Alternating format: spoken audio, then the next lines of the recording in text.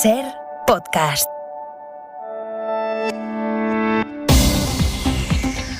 Hola, muy buenos días. Hace ahora 2 semanas que España salió del estado de alarma, 2 semanas desde que se levantaron las restricciones más duras y también de aquellas celebraciones en las calles que preocuparon a los expertos por el efecto que podían tener en la pandemia. Pero de momento España se habitúa a la vida sin el estado de alarma. En este tiempo se consolida el descenso de los contagios, de la incidencia y de los fallecimientos. De hecho, se ha acelerado ese descenso, los indicadores caen de media en el país un 30% en estos 15 días. Ya hay algo que lo está explicando y es la vacunación, que también en estos días ha alcanzado a más de 3 millones de personas. José Luis Astre, hola. Hola, buenos días. Hoy Sanidad va a actualizar la cifra oficial, aunque de nuevo los datos del fin de semana confirman esa tendencia a la baja. Los datos de España sin estado de alarma los ha recopilado Mariola Laurido. De momento no se están cumpliendo los peores augurios. El número de contagios, la incidencia, los ingresos y las muertes han bajado en torno a un 30% desde que se han levantado las restricciones más duras con el fin del estado de alarma. En estos últimos 15 días se han notificado 70.000 contagios. La incidencia ha bajado 63 puntos hasta 135 el viernes. Por primera vez desde el pasado mes de agosto, la tasa de hospitalización COVID es inferior al 5% y también es menor del 5% la positividad de las pruebas, el umbral fijado por la OMS para considerar que la pandemia empieza a estar controlada. El País Vasco ha mejorado mucho en estos 15 días, aunque con Madrid son las comunidades con la incidencia más elevada y con nivel extremo en la UCI.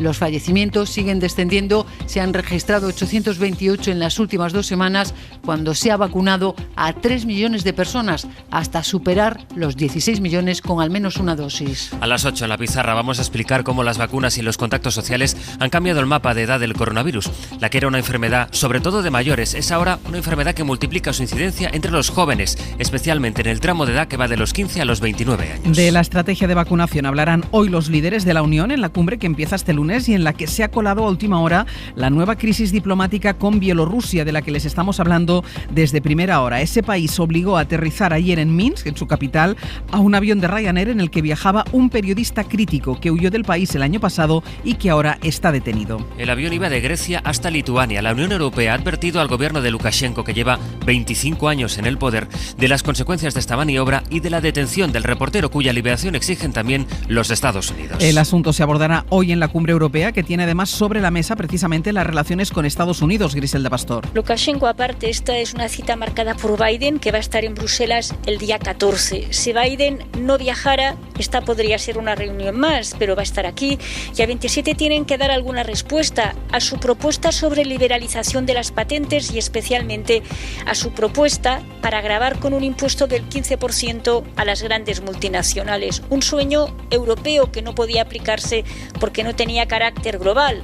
Ahora sí, y hay que saber si hay consenso. Como consenso se necesita también para la aplicación de las normas que han de garantizar el cambio climático. La Unión internamente se encuentra aún dividida y es una división que debe superar para poder reunirse con Biden con el mismo liderazgo que siempre la ha caracterizado en este tema. Y otro asunto que, aunque no tuvieran previsto, estará también en la mesa europea de hoy es la crisis con Marruecos por la inmigración. Es el ministro de Exteriores marroquí que ha asegurado en una radio francesa que la crisis de Ceuta concierne solo a España y a Marruecos, pero no a Europa, conscientes, como son en Rabat, de la presión diplomática que ha ejercido Bruselas. Niega este ministro que España les informase de la hospitalización del líder del Polisario y advierte de que el conflicto puede ir a más si Gali sale de España igual que entra. En Ceuta había previsto Vox una manifestación para hoy. Se convocaron de inmediato contramanifestaciones. La delegación del gobierno las ha prohibido todas para evitar incidentes, pero el partido ultra dice que mantiene su convocatoria con Abascal al frente. Ceuta, Miguel Ángel Mendoza, buenos días. Buenos días, Ángel. Pues a esta hora de la mañana la convocatoria se mantiene vigente. Será frente a la propia delegación del gobierno en defensa, dice, de las fronteras, decía en su cuenta de Twitter este domingo Abascal. Junto a ella, otras consideradas como contramanifestaciones promovidas desde las redes sociales. El clima de tensión es tal que hoy los partidos políticos se reúnen para intentar rebajar la tensión. Algunos líderes locales se encargaban este domingo de bajar esos ánimos, enviando mensajes de calma y tranquilidad. Esta mañana en El Abierto preguntaremos a la delegada del Gobierno contra la violencia de género qué es lo que está fallando para que los asesinatos se hayan disparado en solo una semana. La última víctima, una mujer de 35 años de Zaragoza, mujer que había denunciado a su agresor, a su pareja, sobre la que pesaba una orden de alejamiento. En la última semana fueron asesinadas 5 mujeres y el hijo de una de ellas, 6 personas en total. En la serie hemos hablado con el exdelegado del Gobierno y profesor de Medicina Legal, Miguel Lorente. Vivimos y estamos en una sociedad machista en la que, además de mantener las referencias históricas y tradicionales, vemos que hay mensajes que desde la institución se lanzan que potencian esa visión crítica contra la violencia de género y todo lo que supone, es decir, ese negacionismo que hace la ultraderecha, a veces con el seguidismo de la derecha, es muy dañino, puesto que al final refuerza y reafirma los valores que nos definen. De la política, hoy va a tomar posesión como presidente de Cataluña Pere Aragonès, que fue investido el viernes y que ahora va a tener que dar a conocer la composición de su gobierno. Y estaremos en Italia. Abbiamo constatato un cavo d'acciaio. Dovrebbe essere il cavo portante Son 14 al final los fallecidos al caer un teleférico en el Piamonte, al norte del país. Solo sobrevivió un niño de 5 años que ha perdido a su familia. La cabina del teleférico se desplomó desde una altura de 20 metros. La investigación apunta a que se desprendió el cable de sujeción.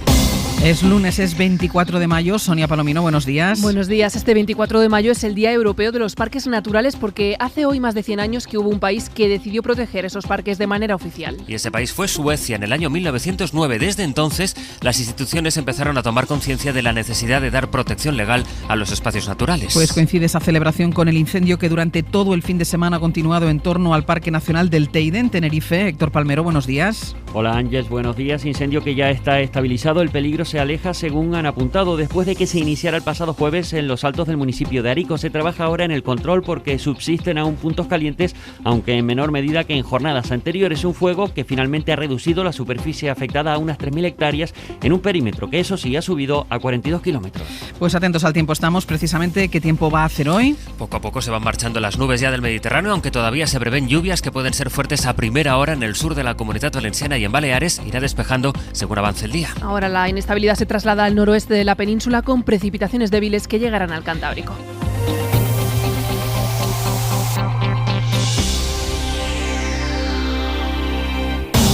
Hoy por hoy, Ángeles Barceló. Este lunes se cumple una semana desde que Marruecos abrió su frontera con España, dejando que miles de personas entraran a Ceuta. Es una de las crisis diplomáticas más graves de los últimos años y no parece que, de momento, Marruecos dé su brazo a torcer. Ha sido su ministro de Exteriores, Nasser Bourita, el que ha advertido de que la tensión puede ir a más si el secretario general del Frente Polisario, ingresado en un hospital de Logroño, sale de España como entró. Hay un problema de confianza y respeto mutuo con España, ha dicho el titular de Exteriores en una radio francesa, en la que ha dicho también que es nuestro país el que debe buscar una solución a esta crisis. Según Bourita, en este momento no hay conversaciones abiertas con el gobierno de nuestro país, como aseguró la ministra González Laya. Una semana después del comienzo de la crisis, Ceuta trata de volver a la normalidad. Según el gobierno, ya han vuelto a Marruecos unas 7.500 de las 8.000 personas que entraron a la ciudad autónoma y desde este domingo está en marcha un dispositivo especial para buscar a las que se niegan a volver. Y luego está la ultraderecha, Vox, que trata de sacar tajada de esta crisis. Ya lo hemos contado antes, Santiago Abascal mantiene un acto convocado hoy en Ceuta, a pesar de que lo ha prohibido la delegación del gobierno. Abascal, que estuvo ayer en Sevilla, donde volvió a repetir el discurso xenófobo. Radio Sevilla, Javier Márquez, buenos días. Buenos días. El presidente de Vox, Santiago Abascal, defendió ayer en Sevilla que lo más solidario en estos momentos es devolver a sus países de origen a los niños secuestrados que han llegado esta semana a Ceuta procedentes de Marruecos. Dice que de esta forma podrán regresar con sus padres y colocar a Marruecos en una situación imposible ante la comunidad internacional. Abascal ha anunciado que Vox va a visitar varios países de Europa en búsqueda de alianzas estratégicas para defender las fronteras del continente. Abascal además ha confirmado que no van a apoyar los presupuestos andaluces del próximo año porque Andalucía va a acoger a 13 menores inmigrantes procedentes de Ceuta.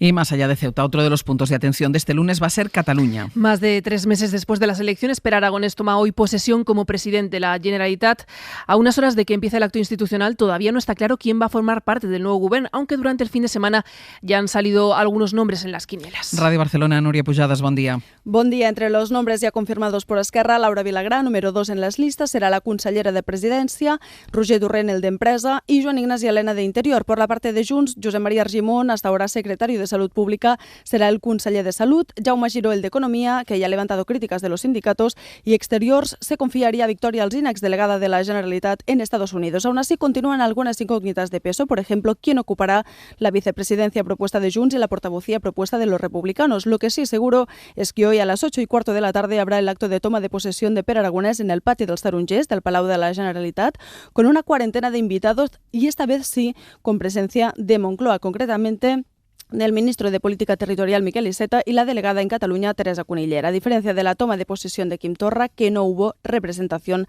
del gobierno. Según fuentes gubernamentales, el acto tendrá referencias a la Generalitat Republicana del 31 y también a la lucha contra la pandemia. Hoy por hoy, con Ángeles Barceló. España lleva ya 2 semanas sin estado de alarma y a pesar de los temores del principio, los contagios siguen a la baja, se han reducido en torno a un 30% en estos 15 días, pero ahora afectan sobre todo a los más jóvenes. Es un asunto que vamos a abordar ampliamente a las 8 en la pizarra de Ruiz. La campaña de vacunación, muy extendida ya entre los mayores, pues no evita los contagios entre los jóvenes, que ahora son los más expuestos al virus. Lo que hemos seguido viendo este fin de semana han sido las imprudencias, como las de ese 9 de mayo en el que terminaron las restricciones. Ha sido otro fin de semana de botellones en muchas ciudades. En Barcelona, solo el sábado, más de 3.000 personas fueron desalojadas. Radio Barcelona, Oriol Soler, buen día. Buen día. Sí, la Guardia Urbana y los Mossos desalojaron 3.500 personas de los puntos habituales de botellón en la ciudad la madrugada del sábado al domingo. Fue en puntos calientes como las playas de la Barceloneta y Bogatell, también el Macba o el barrio del Born. Aún así, fueron 500 personas menos que la noche del viernes y un 60% menos que hace una semana. La mayoría de denuncias han sido por consumo de alcohol y por no respetar las medidas básicas de prevención sanitaria. Añadir también que hubo una detención por desobediencia a la autoridad. La buena evolución de los datos permite a varias comunidades rebajar sus restricciones. Desde este lunes, por ejemplo, Baleares permite entrar libremente, sin pruebas, a cualquier ciudadano vacunado. Y en la Comunitat Valenciana se flexibilizan algunas medidas, aunque Ximo Puig apuesta por una desescalada muchísimo más lenta. Radio Valencia, Ana Durán, buen día. Buen día. Sí, de hecho, se mantiene el toque de queda 2 semanas más, hasta el 7 de junio, aunque empieza una hora más tarde. Va desde la 1 de la madrugada hasta las 6 de la mañana. La hostelería puede abrir desde hoy también una hora más, hasta las 12:30, y se aumentan aforos en actividades recreativas, deportivas y culturales. Se mantiene el máximo para las reuniones en 10 personas, aunque ya no hay límite en el número de grupos de convivencia. El presidente Puig ya ha anunciado que esta será la última prórroga del toque de queda si todo sigue como hasta ahora, con la Comunitat Valenciana con la incidencia más baja de España, 29 casos por cada 100.000 habitantes, según los últimos datos conocidos, que son los del viernes. En la cadena SER, Hoy por Hoy, con Ángeles Barceló. Se está buscando la comunidad internacional alternativas para que el alto el fuego en Oriente Próximo, que entró en vigor el viernes, sea el principio de una solución duradera para la región. President Biden's been very clear that he remains committed to a two-state solution. Look, ultimately, el secretario de Estado norteamericano, Anthony Blinken, insistía este domingo en la solución de los 2 estados para la región. En los próximos días viajará a la zona para intentar consolidar el alto el fuego con el que Israel sigue jugando en Jerusalén. Corresponsal Uriol Andrés. Ayer mismo, medio centenar de colonos judíos protegidos por fuerzas especiales israelíes entraron en la explanada de las mezquitas, tercer lugar sagrado del Islam y que para los judíos es el monte del templo. Una provocación, consideran los palestinos, justo 2 días después del alto el fuego. Sobre todo porque antes de la visita la policía agredió a fieles musulmanes y arrestó a 6 personas para facilitar la entrada a los colonos. También con violencia, la policía disolvió una manifestación pacífica el sábado en el barrio de Sheikh Jarrah, otro de los focos de tensión en Jerusalén. Protestaban por la amenaza de expulsión de varias familias palestinas de sus casas para dárselas a colonos judíos. El caso está en manos de un tribunal israelí que pronto dictará sentencia, y mientras se redobla la actividad diplomática de Egipto y de Estados Unidos para intentar cimentar la tregua entre Israel y Hamás y coordinar también la reconstrucción de una Gaza devastada y al borde de una crisis crisis humanitaria. Y en Bélgica siguen buscando al militar de ultraderecha en paradero desconocido después de amenazar de muerte al científico de referencia del gobierno para la gestión de la pandemia. La policía belga lleva días intentando dar con este hombre que sospechan puede estar fuertemente armado. Griselda Pastor. El largo fin de semana no ha servido para que la policía belga localice al militar armado cuyas amenazas han obligado a proteger al Fernando Simón de aquí. El enorme despliegue militar cerca de la frontera con Holanda, en un parque natural, no ha servido de nada. La Fiscalía desde ayer pide al afectado que se entregue de forma voluntaria, pero nadie sabe si escuchará esta demanda, mientras se confirman sus vínculos con la ultraderecha flamenca y el Ministerio de Defensa, tras muchas críticas en la prensa, ha decidido retirar el acceso a las armas a otros 11 militares de este país vinculados, parece, con el mismo movimiento de ultraderecha. Un entierro en Takar, en Irán, ha acabado con al menos 400 ingresados después de que usaran aceite de hachís común en la zona para cocinar arroz. Un evento que en principio era trágico acabó entre bailes y risas. Corresponsal Luis Miquel Hurtado. Entre risas, bailes y jolgorio acabó una jornada que inicialmente estaba prevista que fuese de luto. En el distrito de Chal, provincia de Tajar, se daba el último adiós a un célebre vecino de la comunidad. Pero según un miembro de la delegación local del gobierno, todo se torció a la hora de cocinar un plato típico que tradicionalmente se comparte con todos los asistentes al sepelio. Arroz, pero arroz a que se le añadió aceite de hachís, abundante en uno de los primeros productores del mundo de esta sustancia psicotrópica. Según cuentan los médicos, se sospecha que fue esta droga lo que convirtió el llanto en carcajadas. El subidón tomó peor cáliz según pasaron las horas. Al menos 400 personas tuvieron que ser atendidas en el hospital con signos de intoxicación por inhalación de resina de marihuana. Tampoco es que haya demasiadas razones para la fiesta en Afganistán. El gobierno y los talibán siguen sin hacer las paces. La fecha límite del próximo 11 de septiembre para la retirada de tropas internacionales se acerca y los combatientes extremistas se crecen, avanzando cada día sobre capitales de provincia. Tajar es precisamente uno de los objetivos de los insurgentes. Y además, Sonia, la diversión de Emmanuel Macron con los youtubers. Este es el tono del encuentro del presidente francés con dos de los más conocidos youtubers de Francia, a los que había prometido una visita si conseguían realizar un mensaje didáctico sobre el control de la COVID para ser visto por más de 10 millones de espectadores online. Eso lo consiguieron, así que Macron charló ayer con estos internautas con los que bromeó sobre el posible fichaje de Mbappé por el Olympique de Marsella. ¿Y volcán en el Congo? 17 localidades cercanas a la capital del país africano, cercanas a Goma, se han visto afectadas por la erupción de un volcán en la provincia de Kivu Norte. De momento son 15 las víctimas mortales.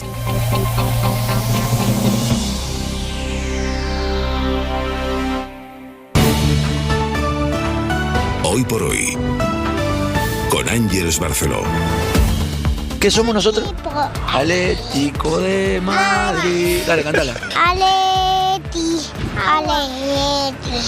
Atlético de Madrid. Jugando, ganando, peleas con el mejor. Porque siempre la afición se extiende, se compasan cuando todos quieren campeón. Las hijas del Cholo Simeone interrumpieron la entrevista a su padre para cantarle a todo el mundo el himno del equipo campeón del Atlético de Madrid.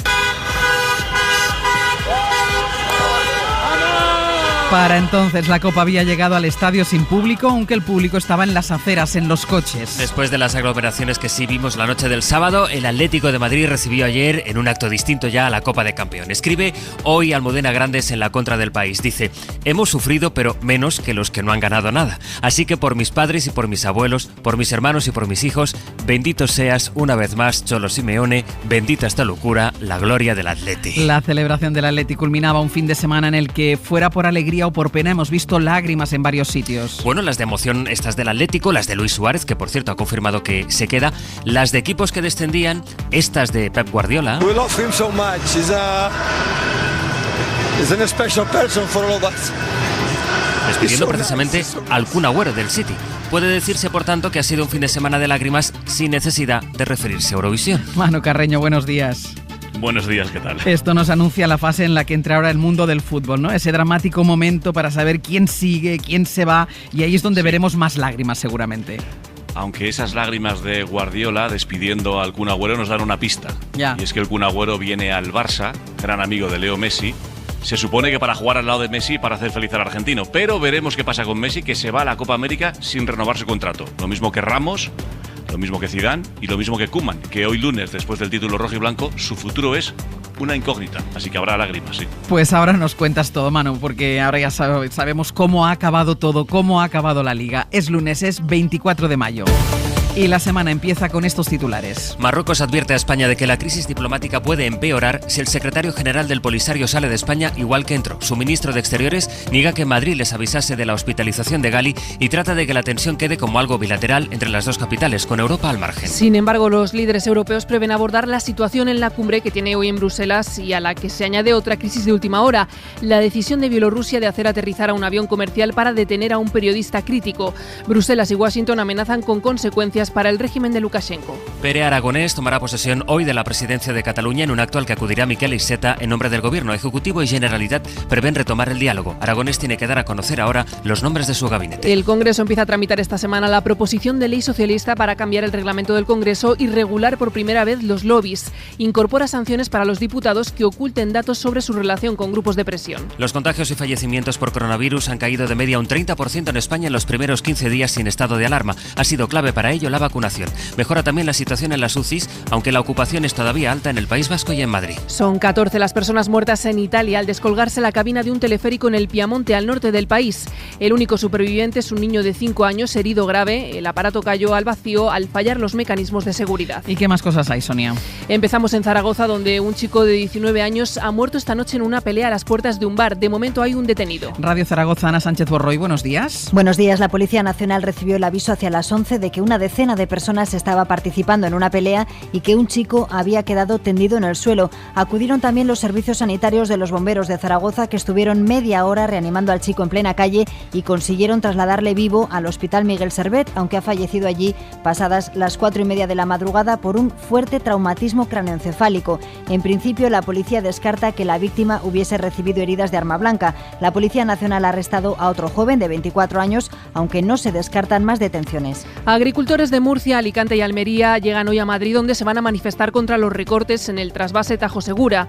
Protestan ante la sede del Ministerio para la Transición Ecológica, que propone cambios en la explotación del caudal del Tajo, limitando la transferencia de agua. Radio Murcia, Juanjo Asensio, buenos días. Buenos días. Los regantes de Levante van a protestar por los recortes que sufrirán los envíos de agua del trasvase ante el cambio de sus reglas de explotación aprobadas por el Gobierno de España y ante la intención de aumentar los caudales ecológicos del Tajo. El presidente del Sindicato Central de Regantes del Trasvase, Lucas Gemere, pide a la ministra Teresa Rivera que le reciba y escuchen sus reivindicaciones. La ministra, lo que le recomiendo es que escuche y hable con los ciudadanos, que estamos dispuestos a hablar, no somos sátrapas ni somos ogros, como posiblemente le hayan vendido a la señora ministra. La protesta será motorizada en vehículos, según las indicaciones de la delegación del Gobierno en Madrid, por las medidas anti-COVID. Partirán desde IFEMA en dirección a nuevos ministerios.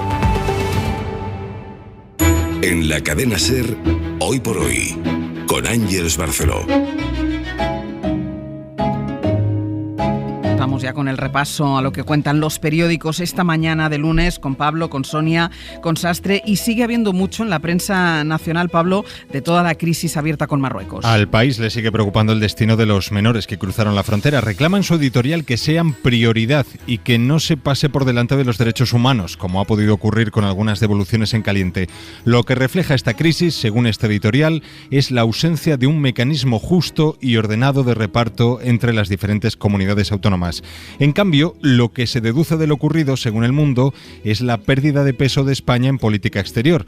Una pérdida que, según este editorial, se viene percibiendo desde el gobierno de Zapatero y que pone como ejemplo la aparente ausencia de una estrategia diplomática que vele por los intereses de España en Estados Unidos. Se apoyan para decir esto en su información de cabecera hoy, que habla de los grupos de apoyo de los lobbies con los que cuenta Rabat en Estados Unidos para defender sus posiciones y la ausencia de lazos en nuestro país. Curiosamente, el diario El País abre hoy edición con el debate de la proposición de ley que va a regular aquí en España la acción de esos lobbies o grupos de interés. Será a través de un texto redactado por el PSOE que define qué debe entenderse como grupo de interés, propone un registro de esos grupos y sus representantes y un régimen de sanciones a los miembros de la Cámara que falseen o informen u oculten contactos con ellos. Y de política, un nuevo sondeo en La Razón con el que el PP consolida el cambio de ciclo, aseguran en su portada. La encuesta otorga al bloque de derechas el nivel más alto de intención de voto desde 2011, con 181 escaños y el 48% de los votos. Justo encima de ese sondeo, una entrevista a Alberto Núñez Feijóo en la que el presidente del PP, de la Xunta de Galicia, reivindica el pasado de los populares y asegura que si vuelven a gobernar se va a necesitar el banquillo de Aznar y de Rajoy. Dice hoy el premio Nobel Leclerc en una entrevista en El País, le pregunta a Juan Cruz por las imágenes que estamos viendo, de las que ahora hacía referencia a Pablo, pues la situación en Ceuta, los niños que escapan de la miseria, de la pobreza, y dice el premio Nobel: cada vez que hay noticias de guerra, de inmigración, de muertes en el mar, me viene este sentimiento de que soy un privilegiado. Ese sentimiento de la paz es un lujo para poca gente. De hecho, este es el titular de la entrevista. Sostiene que la mayor parte de la humanidad vive en estado de guerra, de peligro, de venganza, de hambre, de miedo. Me viene la voluntad de expresarlo y por eso escribió este último libro que presenté, que se llama Canción de Infancia. ¿Y qué cuenta, Sonia, la prensa internacional del incidente diplomático con el desvío del avión a Bielorrusia? Pues hay mucho en la prensa internacional, aquí en Europa, pero también en Estados Unidos. El New York Times abre con la noticia: Bielorrusia obliga a bajar un avión para capturar a un disidente. Europa ve un secuestro estatal, dice este periódico. Lukashenko, que es conocido por la represión sin precedentes de sus críticos, se ha superado a sí mismo, dice el Die Welt en Alemania. Y Le Figaro en Francia habla del enfado de los socios europeos ante la actitud de Bielorrusia. The Guardian cuenta cómo se gestó la operación, tal y como les han contado desde Ryanair. Los controladores aéreos bielorrusos nos ordenaron desviar el vuelo a Minsk por una posible amenaza de la seguridad a bordo, y nos dijeron que nos desviáramos al aeropuerto más cercano, que en ese momento era el de la capital bielorrusa, han contado en la compañía aérea. Y turismo, que empieza a asomar ya la patita con los buenos datos. Sí, la prensa nacional analiza las perspectivas con las que el turismo afronta esta semana en la que comienza a reabrirse las fronteras. En ABC lamentan que el gobierno no haya ayudado a llegar a este momento con mayor holgura y recupera una vez más aquellas críticas del ministro de Consumo, Alberto Garzón, cuando dijo que esta industria carecía de valor añadido. La Vanguardia opina en su editorial que hay motivos para pensar que el turismo levanta cabeza, pero lamenta algo que está retrasando la reactivación del sector, y es la falta de más coordinación para poner en marcha cuanto antes el pasaporte COVID en Europa, que va a llegar en una fecha muy tardía, el 1 de julio, cuando en un año normal la temporada ya habría comenzado. Y en El Periódico, la periodista Eva Ardereus lanza un buen puñado de preguntas ante la reactivación de este sector, las mismas que, recordaréis, se plantearon durante lo peor de la pandemia y que nadie parece haber respondido. ¿Aprovechamos esto para diversificar la economía? Sin respuesta. ¿O lo dejamos para más adelante y trabajamos para atraer al máximo de turistas, que es el objetivo que parece plantearse en el inicio de esta temporada? Sobre la pandemia es muy relevante lo que cuenta hoy el Wall Street Journal. Según informes internos de la inteligencia de Estados Unidos, a los que ha tenido acceso ese periódico, 3 trabajadores del Instituto Virológico de Wuhan, la ciudad en la que comenzó la pandemia, estuvieron muy enfermos en noviembre de 2019. El documento del Departamento de Estado dice que el gobierno de Estados Unidos tiene motivos para creer que varios investigadores dentro del centro se enfermaron en otoño de 2019, antes del primer caso del brote identificado oficialmente.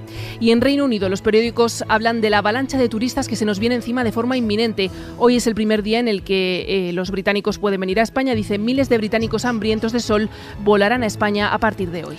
Y esa imagen, seguramente la de la recuperación del turismo, es la que capta hoy en su página 2 La Vanguardia. Destaca como imagen del día góndolas de colores naranjas, verdes, que se ven en la regata Bogalonga, que ayer en Venecia fue la fiesta que permitió recuperar el aniversario del 1600 aniversario de la fundación de la ciudad y que ejemplifica ese mínimo regreso, por lo menos, a la normalidad.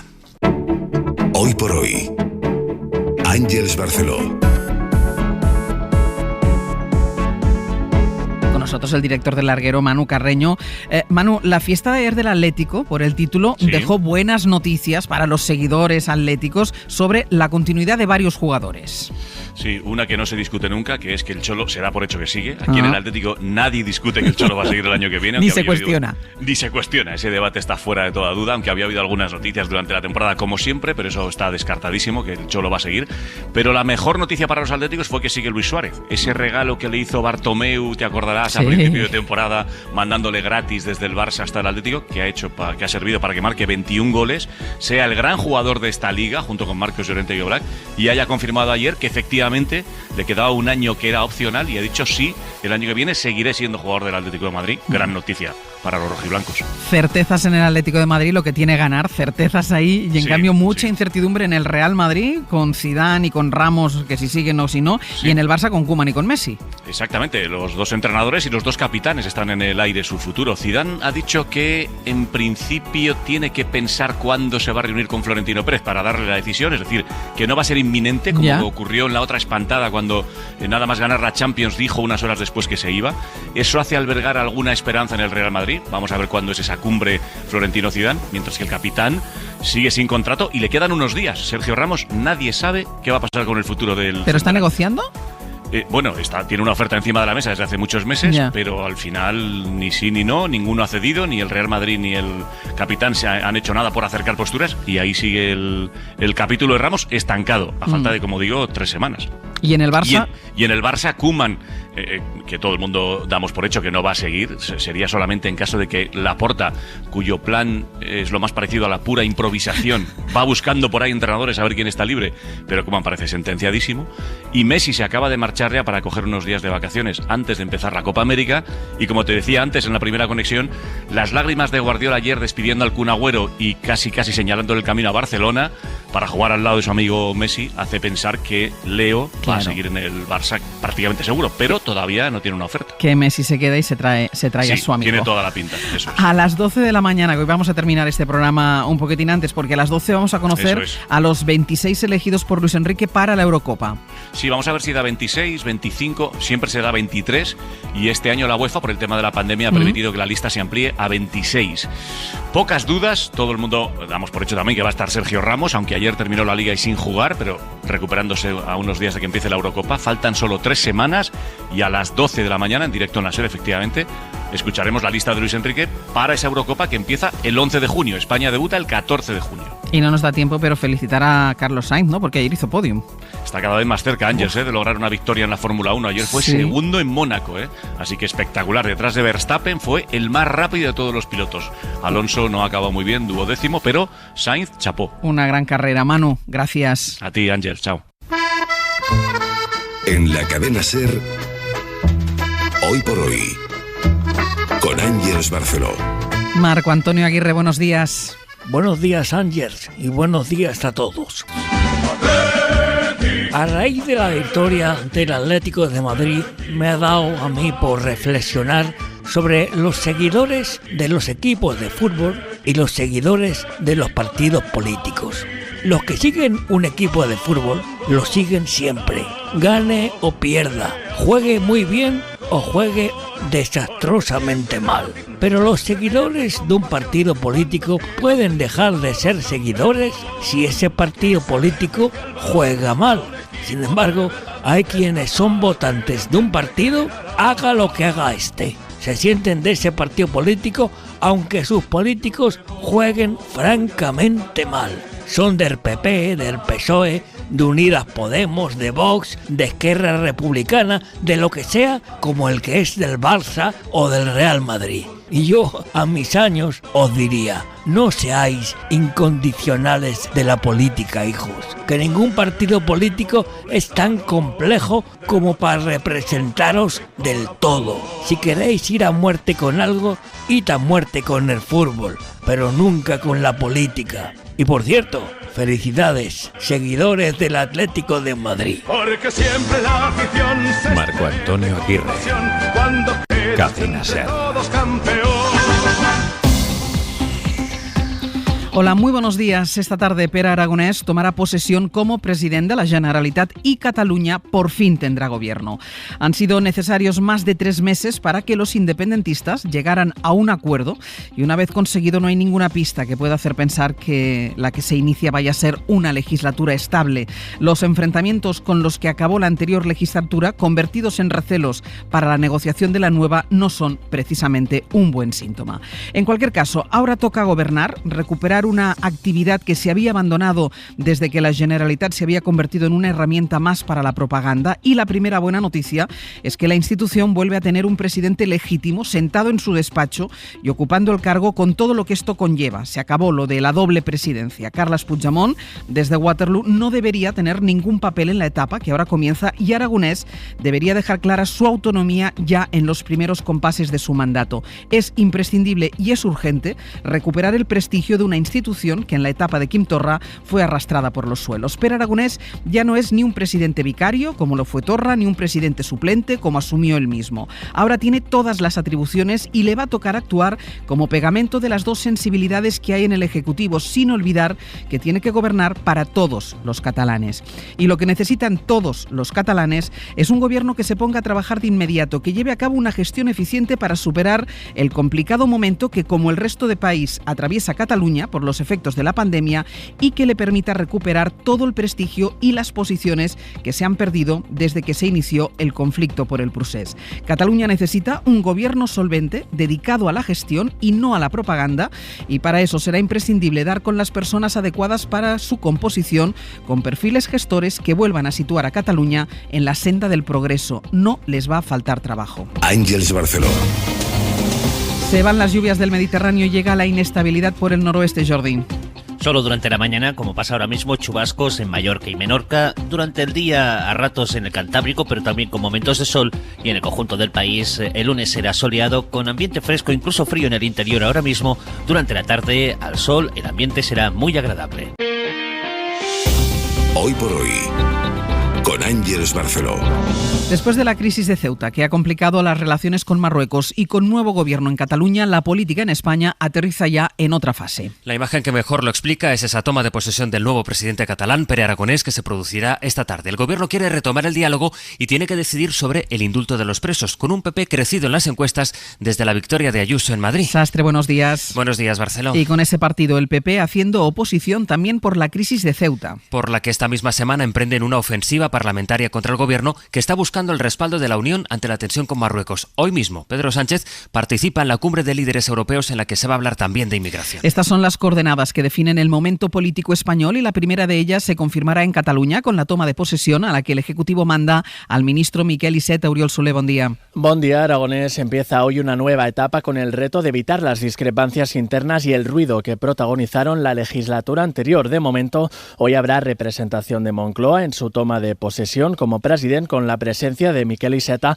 algo que no tuvo su antecesor Quim Torra, y el ministro coincidirá en el acto, o podría coincidir, con Oriol Junqueras, que tiene un permiso de la prisión en la que puede ser una de las imágenes del día, y es que está por ver cómo será la interacción entre Estado y Generalitat con Aragonès al frente después de años de relaciones muy frágiles. Este diálogo con la Moncloa, la recuperación económica y la gestión del tramo final de la pandemia serán los grandes retos del nuevo presidente. Está Cataluña por una parte y por otra está la crisis en Ceuta. Presiona la ultraderecha que se manifestó ayer mismo en Sevilla para recordarle al gobierno de la Junta la importancia que tienen sus votos, los de Vox, que quiere manifestarse en Ceuta de nuevo con presencia de Abascal, aunque para evitar incidentes lo ha impedido la delegación del gobierno. Hoy se reúnen los partidos que forman la Asamblea Ceutí para llamar a la tranquilidad. Allí sigue habiendo menores, aunque han regresado a Marruecos la mayoría de las miles de personas que entraron la semana pasada. Miguel Ángel Mendoza habla de nuevo. ¿Qué tal, Ángeles? Pues sí, es así. La gran mayoría ha vuelto a Marruecos. La cifra oficial es de 7.500, pero nadie es capaz de ofrecer un dato real de las entradas, pero sí el de menores. Ya tenemos el de filiados por la ciudad autónoma, 792. Lo cierto es que ve menos gentes por la calle, seguramente por esa búsqueda que ha emprendido también la Guardia Civil para devolverlos, aunque aparecen a las puertas de los supermercados pidiendo principalmente dinero. Otra variable son los incidentes. 600 asistencias sanitarias solo de migrantes hasta este domingo. 6 permanecen actualmente hospitalizados. El ministro de Exteriores marroquí ha hablado para la emisora francesa Europe 1 para decir que no hay contactos entre Marruecos y España, a diferencia de lo que asegura la ministra española González Laya. Niega también este ministro que Madrid informase a Rabat de que el secretario general del Frente Polisario fuese a ingresar en un hospital de Logroño. Il y a d'abord aujourd'hui un problème de confiance Así que hay un problema de confianza, que es España quien tiene que buscar una solución, y advierte de la cosa puede empeorar todavía más si el líder Polisario sale de España como entró. Lo que ha intentado es ceñir este conflicto a España y no al conjunto de Europa. Es muy llamativo este argumento porque explica la estrategia de Marruecos. Lo intenta dejar en un conflicto bilateral con España y no con Europa, porque ha sido determinante el papel de los líderes comunitarios que hoy mismo se dan cita en Bruselas. Y después están las estrategias aquí en España. El PP ha diseñado para esta misma semana una ofensiva. En Génova se ven fortalecidos por las encuestas. Esta mañana La Razón publica que Casado obtendría 127 o 129 escaños. Y Pedro Sánchez, o sea el PSOE, 100 o 102. Según este sondeo, PP y Vox podrían llegar a sumar la mayoría absoluta. Mariela Rubio, buenos días. ¿Qué tal? Buenos días. Pues este es el contexto que explica la oposición que Casado ha decidido hacer contra el gobierno, usando también el conflicto con Marruecos. Sí, ofensiva en el Congreso y en el Senado, con la que el PP pretende colocar la crisis con Marruecos en la primera línea de su labor de oposición. Así han registrado la petición de comparecencia de la vicepresidenta Carmen Calvo y de 3 ministros, la de Exteriores, González Laya, el de Interior, Grande Marlaska, y el de Migraciones, José Luis Escrivá. Asimismo, el PP formulará una interpelación urgente al Gobierno sobre este asunto y llevará la crisis de Ceuta a la sesión de control de esta semana. Todo en un ambiente de euforia en Génova, donde interpretan que las últimas encuestas constatan que el voto naranja ha vuelto al PP, también el de los socialistas desencantados, y que Vox se instala en una tendencia a la baja. El mensaje en el que el PP insistirá en los próximos días es: la legislatura ha entrado en tiempo de descuento y el cambio de ciclo iniciado en Madrid el 4M es imparable. Mariela, gracias. A vosotros. Entre tanto, el Gobierno confía en que sea la gestión la que permita revertir la sensación que proyectan las encuestas en esta nueva etapa política, y eso explica que ahora veamos en más actos al presidente Sánchez. Inma Carretero, buenos días. Sí, buenos días. A la pregunta de si están preocupados por las encuestas, lo que responden en el equipo del presidente es que lo importante para darles la vuelta es la gestión.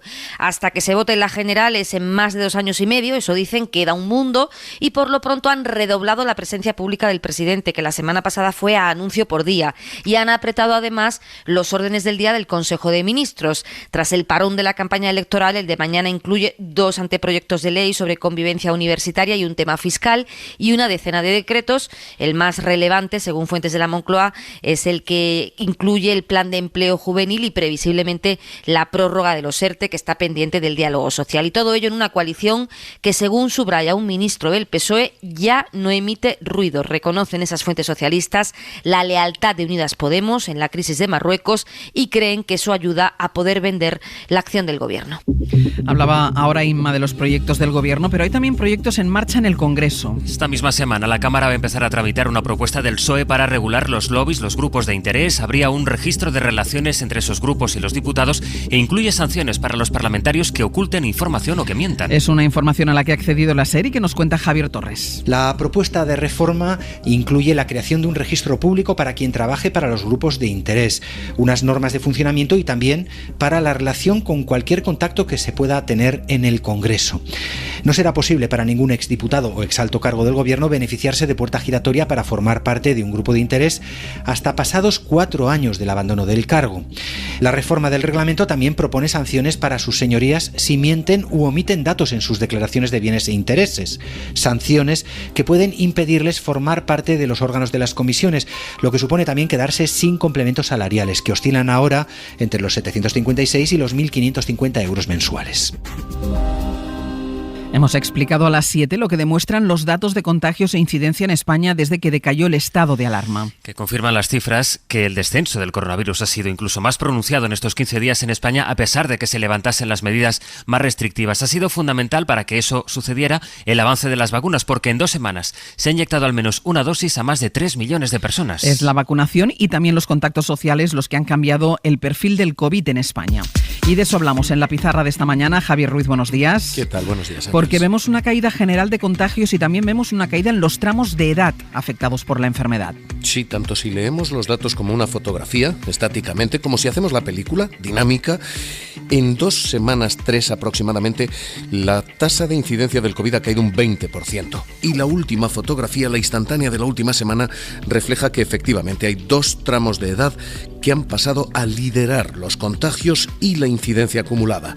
El tramo de 15 a 29 años, con una incidencia de 81,5 casos, y el tramo de 30 a 39, con una incidencia de 66 casos. Son los tramos más jóvenes los que triplican las tasas de los mayores de 60. De hecho, la incidencia entre los menores de 30 años no es que triplique, es que cuadruplica a la de los mayores de 70 y multiplica por 5 a la de los mayores de 80. El COVID se ha convertido a estas alturas, por decirlo de otra forma, en una enfermedad de jóvenes, especialmente de jóvenes entre 15 y 30 años. Esa es la fotografía que dice la película que muestra la evolución, Javier. Pues si uno mira la evolución, prácticamente todas las edades siguen el mismo patrón de caída de contagios como consecuencia de avance de vacunas, menos un tramo, el de 15 a 29 años. En esa franja la caída se ha estancado. De hecho, los más jóvenes, estos hasta 29 años, tenían una incidencia de 86,3 casos la semana pasada y la tienen de 81,5 esta semana. Es decir, han caído, sí, pero apenas el 5%. Está estancado el COVID en esa franja de 15 a 29, frente a caídas del 40% para el resto de tramos de población como media, del 50% de caída para los mayores de 60, de 70% de caída para los mayores de 80. Tenemos un problema en una franja de edad muy concreta, de 15 a 30 años, donde el COVID está siendo más resistente, Ángeles. Y con estos números, ¿qué lecturas pueden extraerse? Pues sin querer criminalizar esa franja de edad, sí hay dos conclusiones que se pueden extraer a estas alturas. La primera: esa franja de población sigue desprotegida en términos de vacunas. Los menores de 25 años apenas han recibido una dosis de vacunas, apenas llegan al 6,4%. El contrario es la franja de más de 60 años, donde esa dosis de vacuna ya es del 93,5%. Así que, lo primero, tienen menos cobertura. Pero lo segundo, además sufren más exposición. Esas franjas de edad son las de jóvenes que protagonizan mayores contactos sociales, son los que protagonizan prácticas de mayor riesgo como el botellón y son los que terminan reportando franjas de contagios mayores. De hecho, tienen tasas de contagio incluso mayores que los de 40 o los de 50, que tampoco se han vacunado. Así que si uno lee las causas, mayor exposición, menor protección, es lo que explican qué es lo que está pasando. Lo que antes era una enfermedad de mayores, el COVID, ahora, Ángels, es una enfermedad de jóvenes, casi en ocasiones de adolescentes. Javier, gracias. Hasta ahora. Entrevistamos en El Abierto a la delegada del Gobierno contra la violencia de género para preguntarle qué está fallando para que en unos pocos días hayan sido asesinadas 6 mujeres en España. Sí, 5 mujeres y el hijo de una de ellas, todo en la misma semana. Hoy es día de luto en Zaragoza para despedir a la última víctima, una mujer de 35 años que había presentado denuncia previa contra su agresor. Mariola Lourido, buenos días. Buenos días, Ángeles. Van 14 mujeres asesinadas en lo que va de año con ese dramático repunte de estos últimos días. Y solo 3 víctimas de las 14 habían denunciado a su verdugo, 2 de ellas asesinadas esta semana. Katia, la chica de Zaragoza, su agresor tenía una orden de alejamiento, y también la joven madre de Mallorca, asesinada por su expareja junto a su hijo de 7 años. Ante esta brutal escalada, la ministra Montero ha anunciado una revisión de los protocolos de protección y un diagnóstico de esos fallos del sistema y de las administraciones. Dice Igualdad que si son necesarias nuevas medidas se tomarán, pero lo cierto es, Ángeles, que todavía hay una parte importante de las medidas del Pacto de Estado contra la violencia de género sin aplicar, como por ejemplo la suspensión automática del régimen de visitas a los padres maltratadores. Hay varios factores para explicar esta concentración de crímenes machistas durante esta semana. Dicen especialistas que con el fin del estado de alarma, los agresores no toleran perder el control de sus víctimas y las matan. Mariola, gracias. A ti, hasta luego. Hoy por hoy, con Ángeles Barceló. Les decíamos que hoy hay cumbre en Bruselas prevista para hablar de vacunas, de impuestos o de relaciones con Estados Unidos, ya que en la próxima va a participar Joe Biden. Pero además de la inmigración se ha colado otro asunto. Bielorrusia. Europa advierte a ese país de las consecuencias de haber desviado a su capital a un vuelo que transportaba a un periodista crítico para poder detenerlo. El vuelo hacía la ruta entre Atenas y Vilna, la capital de Lituania. Corresponsal comunitaria Griselda Pastor, buenos días. Hola, buenos días. Prohibir a la compañía bielorrusa aterrizar en aeropuertos europeos es una de las opciones que están sobre la mesa como respuesta al incidente con Ryanair. Afecta a la seguridad aérea. Esto no es que hayan detenido a una persona por la calle en Minsk. Es Sánchez Amor, eurodiputado socialista y miembro de la Comisión de Exteriores de un Parlamento Europeo, que exige sanciones claras a los gobiernos tras confirmar que las 60 personas de la administración Lukashenko, incluidas en la lista de personas sancionadas a nivel europeo, de momento no han servido para impedir esta situación. En Italia finalmente son 14 las personas que han muerto al descolgarse la cabina de un teleférico en la región del Piamonte, en el norte del país. Hay 2 niños entre los fallecidos y otro está herido muy grave en el hospital. Israel ha anunciado el fin de todas las restricciones por el virus a partir del próximo 1 de junio, en una semana. Más de 5 de los 9 millones de habitantes del país ya tienen las 2 dosis de la vacuna, entre ellos el 92% de los mayores de 50 años. Israel va a mantener e incluso podría endurecer las restricciones de entrada de extranjeros a su país para evitar de esa manera la llegada de nuevas variantes. Hoy por hoy noticias. Ser podcast.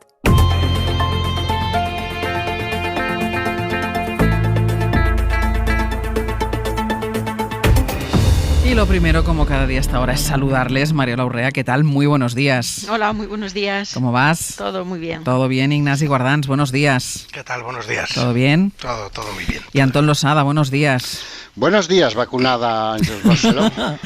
Iba a preguntarte yo por tu segunda dosis, ¿qué vas a hacer? Yo, AstraZeneca. ¿Tú AstraZeneca? Yo lo que diga la Agencia Europea del Medicamento, que me parece que es el organismo de referencia en este caso, ¿no? Sinceramente me parece que el peso de la ciencia cae más, en este caso, o de la evidencia científica cae más de AstraZeneca que de Pfizer, ¿no?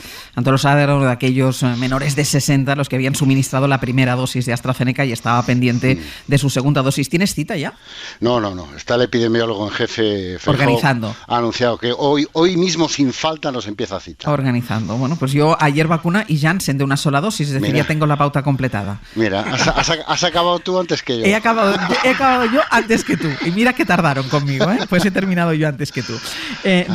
Dejadme que dedique los primeros minutos del abierto, al margen de interesarme por la salud de mis contertulios de esta mañana, a un drama que sigue latente en nuestra sociedad, que es la violencia machista, porque en las últimas semanas hemos visto como 5 mujeres han sido asesinadas por sus parejas o exparejas, además de un niño, de un menor, y en lo que llevamos de año son ya 14 las mujeres asesinadas, y como decimos 5 de ellas, en apenas una semana. Victoria Rosell es la delegada del Gobierno para la Violencia Machista. ¿Qué tal? Muy buenos días. Hola, muy buenos días, Ángel. En varios de estos asesinatos, esta mañana cuando estábamos haciendo el recuento y las circunstancias de cada uno de ellos, veíamos como en algunos de ellos existían denuncias previas. ¿Qué está fallando en los protocolos actuales para que siga pasando esto? Bueno, en primer lugar, ponemos demasiado el acento en la denuncia. Nosotras lo llevamos diciendo ya mucho tiempo. La denuncia es una puerta para la salida de la violencia, la puerta policial, judicial, y es la única y exclusiva que puede penar al agresor, pero no debe ser la única para proteger a las mujeres, porque es una puerta muy estrecha para muchas que no están en condiciones de denunciar y una puerta casi cerrada para las más vulnerables, por ejemplo, las mujeres inmigrantes en situación administrativa irregular, a quienes, pese a que no debería ser así, en este país se ha detenido y comunicado la expulsión o la devolución cuando han ido a denunciar violencia machista, sobre todo en legislaturas anteriores. Entonces, la denuncia policial y judicial, tengamos en cuenta que efectivamente es la única que puede penar al agresor, pero todo el Estado, entidades locales, comunidades autónomas, sector público y privado, tenemos una responsabilidad y una implicación en la protección, en la credibilidad de esas mujeres. Que te crean es el paso previo necesario para que acudas a las instituciones, que al no ser un problema policial y judicial, la solución no puede estar ahí, pese a que la parte más autoritaria de este país sea la que prefiera y nos insulte por decir que faltamos al respeto a la justicia, cosa que evidentemente no es así. Pero es que les interesa mucho centrarse en la denuncia, porque la denuncia evidentemente no puede proteger como todo un Estado que de verdad estuviera en esta línea. ¿Pero están fallando los protocolos de protección? Pues los protocolos de protección siempre pueden mejorar, porque, por ejemplo, hemos detectado algunos casos en los que las mujeres estaban acreditadas como víctimas de violencia en distintos ayuntamientos sin conexión entre sí. Precisamente las más vulnerables pues migran más, se mueven más por motivos laborales, familiares. En fin, esto puede estar sucediendo en muchísimos ayuntamientos cuyas policías municipales, que son un factor clave de detección y de coordinación, no están en el sistema Biogen. También es verdad que podemos hacer ya una reflexión que lleva años pendiente, que si el sistema solo atiende, o sea, solo protege llamando y controlando a las víctimas. Sí. Y quizás sea el momento de mirar más y llamar más y controlar más, pero esto tiene que ser más bien por el sistema policial, más que por el sistema de asistencia social, claro, a los agresores, ¿no? Pero vamos, seguro que podemos mejorarlo y actualizar los protocolos. Hay protocolos autonómicos muy desactualizados ya y mirar qué es lo que puede mejorar dentro de que Biogen ahora, por ejemplo, el sistema de la Secretaría de Estado de Seguridad tiene más en cuenta los menores víctimas, pero sigue valorando el riesgo fundamentalmente en atención a las víctimas y ahora a familiares y allegadas, a lo que llaman el formulario cero.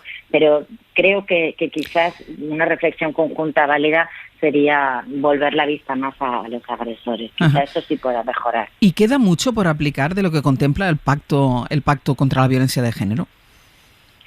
Bueno, el pacto acordémonos que eran en los informes de dos subcomisiones contra la violencia de género de Congreso y Senado, sí, que sumaban más de 400 medidas, sí, entre uno y otro, y no estaban demasiado estructuradas. Algunas eran una acumulación, otras eran, bueno, pues difícilmente conestables entre sí. Por eso nosotros preferimos hablar en la próxima de seguir este pacto con una estrategia, ¿no? Un poco más institucionalizada, que cada uno sepa bien, cada institución, a qué le toca, ¿no? Incluidos los medios de comunicación, en fin, pero del Pacto de Estado, solo la semana pasada ya se han cumplido las medidas, la 204 y la 205, que era justo la suspensión de visitas como norma general a padres agresores, siempre dejando la excepción de que los juzgados puedan acordarlo, pero la regla general es suspensión y no al revés. La prohibición de visitas al agresor en prisión de menores, la negativa, la no utilización del falso síndrome de alienación parental o similares de interferencia o de síndromes de madres maliciosas, que ahora está rescatando Vox, la ultraderecha y la derecha que la apoya, el no consentimiento del agresor para la atención psicológica a hijos e hijas, aunque la víctima no tenga denuncia ni sentencia, que era la medida 198, si no me equivoco, y la ampliación a la violencia vicaria. La semana pasada, solo con las leyes de infancia y de protección a las personas con discapacidad, se han cumplido 4 o 5 medidas nuevas del Pacto de Estado, porque es algo que este gobierno tiene en la línea siempre. El pacto en sí es muy difícil que se cumpla entero, pero creo que ya hemos puesto en marcha la mayoría de las medidas. Y una última pregunta, porque escuchando algunos expertos relacionan este repunte en los asesinatos machistas con el fin del estado de alarma. ¿Coincide con este diagnóstico? Sí, creo que igual que dijimos que en el estado de alarma no podíamos lanzar las campanas al vuelo por haber tenido en 2020 menos asesinatos que nunca, con 45 en un año, que desde luego no es para minimizarlo, pero bueno, hubo años de 76 en el 2008, ¿no? De todas maneras, es verdad que al quitarse las restricciones, digamos que recuperamos lamentablemente toda nuestra normalidad, y sabemos que ese momento del anuncio de la separación, del divorcio o de la denuncia es objetivamente peligroso para unas víctimas que no encuentran todo el apoyo social y toda la credibilidad que deberían. De todas maneras, sin minimizarlo en absoluto, y creo que esto se entienda bien, este año con este número de 14 seguimos a 23 de mayo a la par con los años que menos víctimas ha habido. O sea, todavía 14 a 23 de mayo es el año que menos víctimas ha habido desde que las computamos en 2003, porque la media lamentablemente se situaba más en las 60 y en las 70 que en las 45 del año pasado, y este año, pues casi a finales de mayo, llegamos a estas 14. Desde luego, sin minimizarlo en absoluto, hay que mirar todo el machismo, toda la educación para la igualdad, que está teniendo tantas resistencias, más en algunas comunidades autónomas gobernadas por la derecha o directamente a la ultraderecha en educación. Todo esto lo que no puedes es llevar durante todo el año una dinámica de restar medios, de recortar, de perseguir a las víctimas y a quienes las defienden y a las psicólogas, etcétera, y después llevarte las manos a la cabeza cuando los sistemas que en gran parte residen en comunidades autónomas pues no están respondiendo. Las mujeres se tienen que sentir más escuchadas, más acompañadas y más protegidas por todo el conjunto. Esa es la clave. Victoria Rosell, delegada del Gobierno para la Violencia Machista, muchísimas gracias. Muchísimas gracias, Ángel. Hasta luego.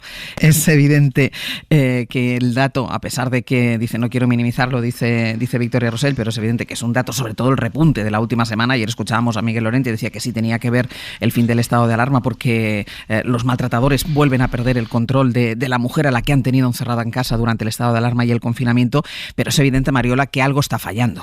Seguro. Yo creo y apuesto firmemente por esa idea de reforzar los protocolos, revisarlos y también apostar fuertemente por las labores de concienciación, de sensibilización que en tan buenos resultados han dado. También reforzar los servicios asistenciales por no centrar la mirada, como se apuntaba, por la parte más punitiva, sino también por la pauta más asistencial. Y yo creo que es importante seguir reforzando la formación de los equipos policiales y judiciales que tratan con estos casos, ¿no? Yo creo que se necesita una aproximación con una empatía y una sensibilidad especial a un problema que tiene una dimensión y una complejidad muy extensa y que conviene acertar no solo en las medidas, sino también en la manera de actualizarlas constantemente, porque el problema evoluciona según va evolucionando la sociedad, ¿no? Antón. Sí, yo insistiría en dos cosas, ¿no? La primera es que yo creo que hace falta un esfuerzo mayor de concienciación social. Hemos retrocedido mucho en los últimos 10 años, especialmente desde la irrupción de la extrema derecha, que ha conseguido banalizar completamente el problema, frivolizarlo, convertirlo en un meme en las redes sociales e incluso a los hombres en víctimas, ¿no? A los agresores en víctimas.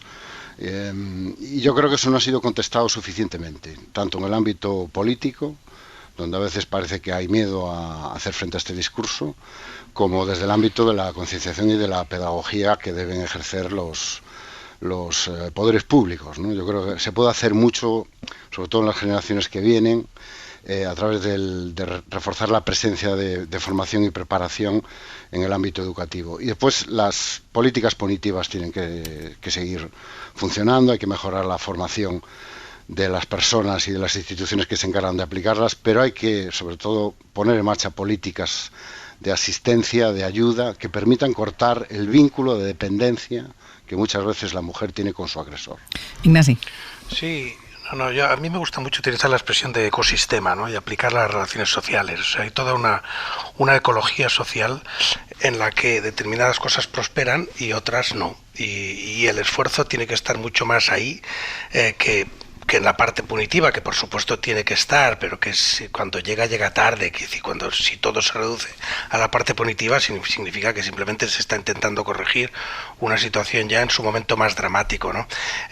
Y por tanto el esfuerzo está antes, sí, lo habéis dicho, las expresiones todas valen y todas llevan a lo mismo: concienciación social, reacción, prevención, es decir, y esa imagen que te doy, ¿no? Del ecosistema, que significa todo un entorno social en la que no se tolera nada, en la que los vecinos no se convierten en delatores, pero sí se convierten en perceptores, que a lo mejor no van a la policía, sino a la propia víctima, decir, oye, estás aguantando lo que no deberías, etcétera, etcétera. Es decir, no se trata de reducir esto a anecdotario de situaciones, sino, pues convertir eso en una realidad que detiene esto mucho antes de que tenga que intervenir la autoridad judicial o policial, ¿no? El Abierto. Ser Podcast. Antón Losada, Mariola Urrea, Ignasi Gordans. Vamos con un incidente de estas últimas horas, un incidente que parece de otra época, casi de película. Ayer un vuelo comercial de una compañía que todos ustedes conocen y que muchos de ustedes han cogido alguna vez, Ryanair, hacía el trayecto Atenas-Vilna, la capital de Lituania. Cuando el avión estaba en espacio aéreo de Bielorrusia, las autoridades de ese país les avisan de que hay una amenaza de bomba, así que por seguridad les dicen que mejor que se desvíen y que aterricen en Minsk, la capital de Bielorrusia, y todo esto pasa mientras este avión de Ryanair va escoltado por un caza. Bueno, pues una vez en tierra, la policía detiene a uno de los 170 pasajeros, que es un periodista bielorruso que es crítico con el gobierno de Lukashenko. El avión se queda retenido durante 7 horas en ese aeropuerto hasta que al final puede despegar. Bueno, lo ocurrido, como es evidente, se ha encontrado con la indignación y el rechazo frontal de las instituciones europeas. Griselda Pastor, buenos días. Hola, muy buenos días. Un incidente que han calificado de inadmisible, pero Gris, ¿va a haber algún tipo de sanción contra Lukashenko? ¿Cómo va a actuar la Unión Europea? Bueno, eso es lo que están discutiendo en estos momentos. No les costó mucho pedir inmediatamente la liberación de Raman Pratasevich, que es el nombre de este periodista retenido, y la razón por la que las autoridades de Bielorrusia decidieron desviar ese avión. Lo que ha pasado no tiene precedentes. Yo creo que lo resumía muy bien Sánchez Amor, el eurodiputado miembro de la Comisión de Asuntos Exteriores, esta mañana, haciendo una descripción prácticamente de piratería. Esto no es que hayan detenido a una persona por la calle en Minsk. Han hecho descender un avión de la Unión Europea, forzándole a aterrizar fuera de su programa en un aeropuerto para detener a una persona que estaba dentro de ese avión. Es una cosa completamente fuera de cualquier medida. Una cosa fuera de cualquier medida. Esta es la sensación que aquí se impone hoy. ¿Y qué hay que hacer? Pues el Parlamento pide sanciones duras. Hemos ido viendo muchas reacciones de muchos jefes de gobierno europeos que se pronuncian por sanciones. El problema es que hay 60 personas inscritas en la lista de personas sin derecho a visado y con los haberes congelados a nivel europeo. Se va a ampliar. Es evidente que los presuntos responsables de esta acción van a ser incluidos en una lista nueva, pero no va a ser suficiente, y hemos empezado a ver cómo se pide que la compañía de aviación bielorrusa no pueda aterrizar en ningún país de la Unión. Suponemos que este va a ser el debate. Hoy tenían previsto hablar de Rusia, no se imaginaban tener que hablar de Lukashenko en esta cita que va a empezar a las 7 de la tarde. Pues Griselda, si quieres, dentro de un ratito vuelvo contigo, hablamos de la cumbre, porque también se va a cruzar en esta cumbre toda la crisis con Marruecos. En un momentito vuelvo contigo a Bruselas, ¿vale? Hasta ahora. Y mientras tanto, lo que quiero es conocer la opinión de los analistas. Empiezo por ti, Ignasi. ¿Qué te parece el episodio, hacer aterrizar el avión y evidentemente la reacción de la Unión Europea?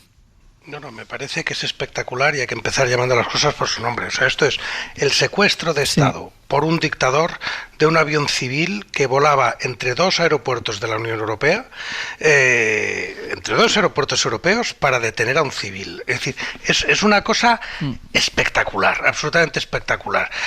Y se juega muchísimo la Unión Europea en cuanto a credibilidad, porque esto se va sumando, luego podemos hablar de Marruecos, se va sumando a la percepción de que golpeo un poquito y a ver cómo reaccionan, ¿no? Y entonces si no reaccionan, pues vuelvo. Y eso es un método ruso, ya aplicado por Putin pues con Crimea en su momento y poco a poco en más cosas, con Navalny, etcétera, y que aquí se está poniendo a prueba más allá del problema en sí mismo de la persona detenida, que es un periodista de 22 años que lo que ha hecho es montar una cuenta de Telegram contra el régimen. O sea, no es que sea un terrorista, es alguien que simplemente tiene una cuenta de Telegram contra el régimen. Ese es su delito.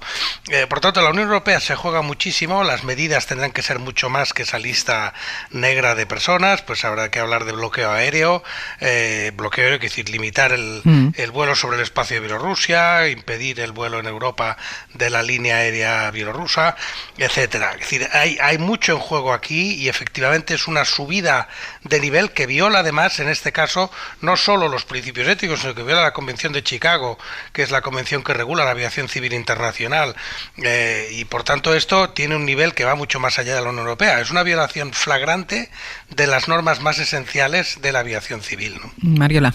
Yo creo que vale la pena echar una ojeada al mapa para darnos cuenta un poquito de cómo Bielorrusia, que es un país que es frontera con Estados miembros de la Unión Europea, Letonia, Lituania, con Polonia, digo que hay que echar una mirada al mapa porque esto nos pone un poco en alerta acerca de cómo nuestros vecinos, también meto aquí a Moscú, también a Rusia, también meto a Turquía y obviamente lo citaba ahora Ignasi, ¿no? También a Marruecos, están teniendo una actitud cada vez más asertiva, por no utilizar otras palabras un poco más contundentes, con la Unión Europea. Nos están, si queréis, testando un poquito. Sí, una actitud como retadora. Sí, es eso. Retadora es testar un poquito a ver cómo determinadas acciones son, claro. Y la verdad es que el clima general, más allá de la acción concreta de la que estamos ahora hablando, pero la teoría general que se podría extraer a partir de estos casos particulares es algo preocupante y realmente la agenda del alto representante para la Unión Europea en materia de política exterior y de seguridad es una agenda bien complicada, porque esa actitud asertiva de nuestros vecinos no es fácil de responder. Tampoco podemos estar todo el día articulando políticas de sanción con nuestros vecinos, porque eso también tiene un punto ya de ineficacia sobre los mismos, ¿no? Entonces yo diría que hay que ir un poquito más a las causas, ¿no? Y al para qué, cuál es la finalidad por la cual estos vecinos están manteniendo estas políticas de reto hacia la Unión Europea, hacia dónde caminan, ¿no? Antón. Bueno, yo creo que ni siquiera tantean para ver cómo responde Europa. Yo es que creo que tiene la tesis de que Europa no va a contestar. O que la contestación va a ser, gestionable, que no va a tener, y que desde luego no va a pasar nada. Y que el beneficio que obtienen es muy superior al coste que le puede suponer, por ejemplo, a Bielorrusia, pues está en lista negra de 88 personas, o a Marruecos, que lo amonesten públicamente por utilizar a su propia población como rehenes, ¿no? Y como arma arrojadiza, dicho con todo el respeto para los seres humanos que fueron utilizados así, contra su vecino español, ¿no? Y yo creo que ese es el problema que la Unión Europea tiene que plantearse, que es que tus vecinos te están perdiendo el respeto y parten de la base de que pueden digamos, hacerte bullying, dicho, y que se entienda lo que quiero decir, y que no tienes capacidad de respuesta, bien porque termina el ciclo Merkel, que tenía, pues daba esta sensación de liderazgo en la Unión Europea, bien por las divisiones internas, bien porque salimos del Brexit, bien porque no acaba de verse muy claro hacia dónde va la Unión Europea, o por lo menos esa es la percepción que pueden tener, y que no hay un liderazgo claro, y entonces, pues sobre esa base cada uno busca, Lukashenko afianzar su dictadura, Marruecos, pues ya sabemos todos lo que busca, etcétera, etcétera. El Abierto. Ser podcast.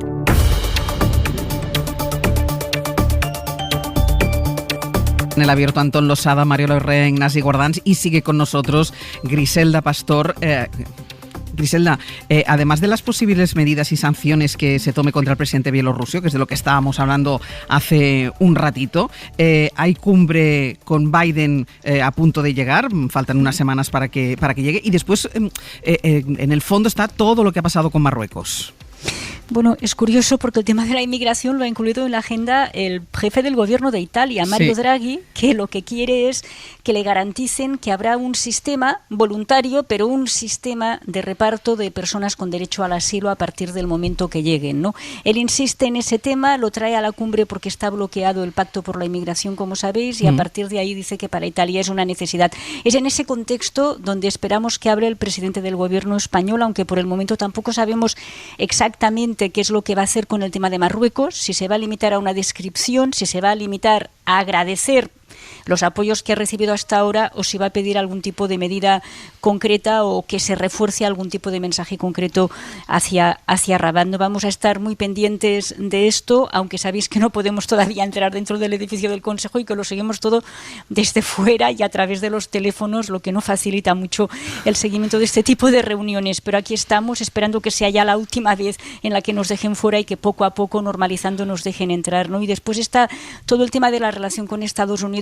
Es muy importante porque Biden no solo se ha avanzado a la Unión pidiendo la liberalización de las patentes, sino que ha puesto sobre la mesa una propuesta muy concreta para imponer una taxación, un impuesto claro a las multinacionales a nivel global, que era el argumento con el que la Unión decía quiero eso pero no lo puedo hacer.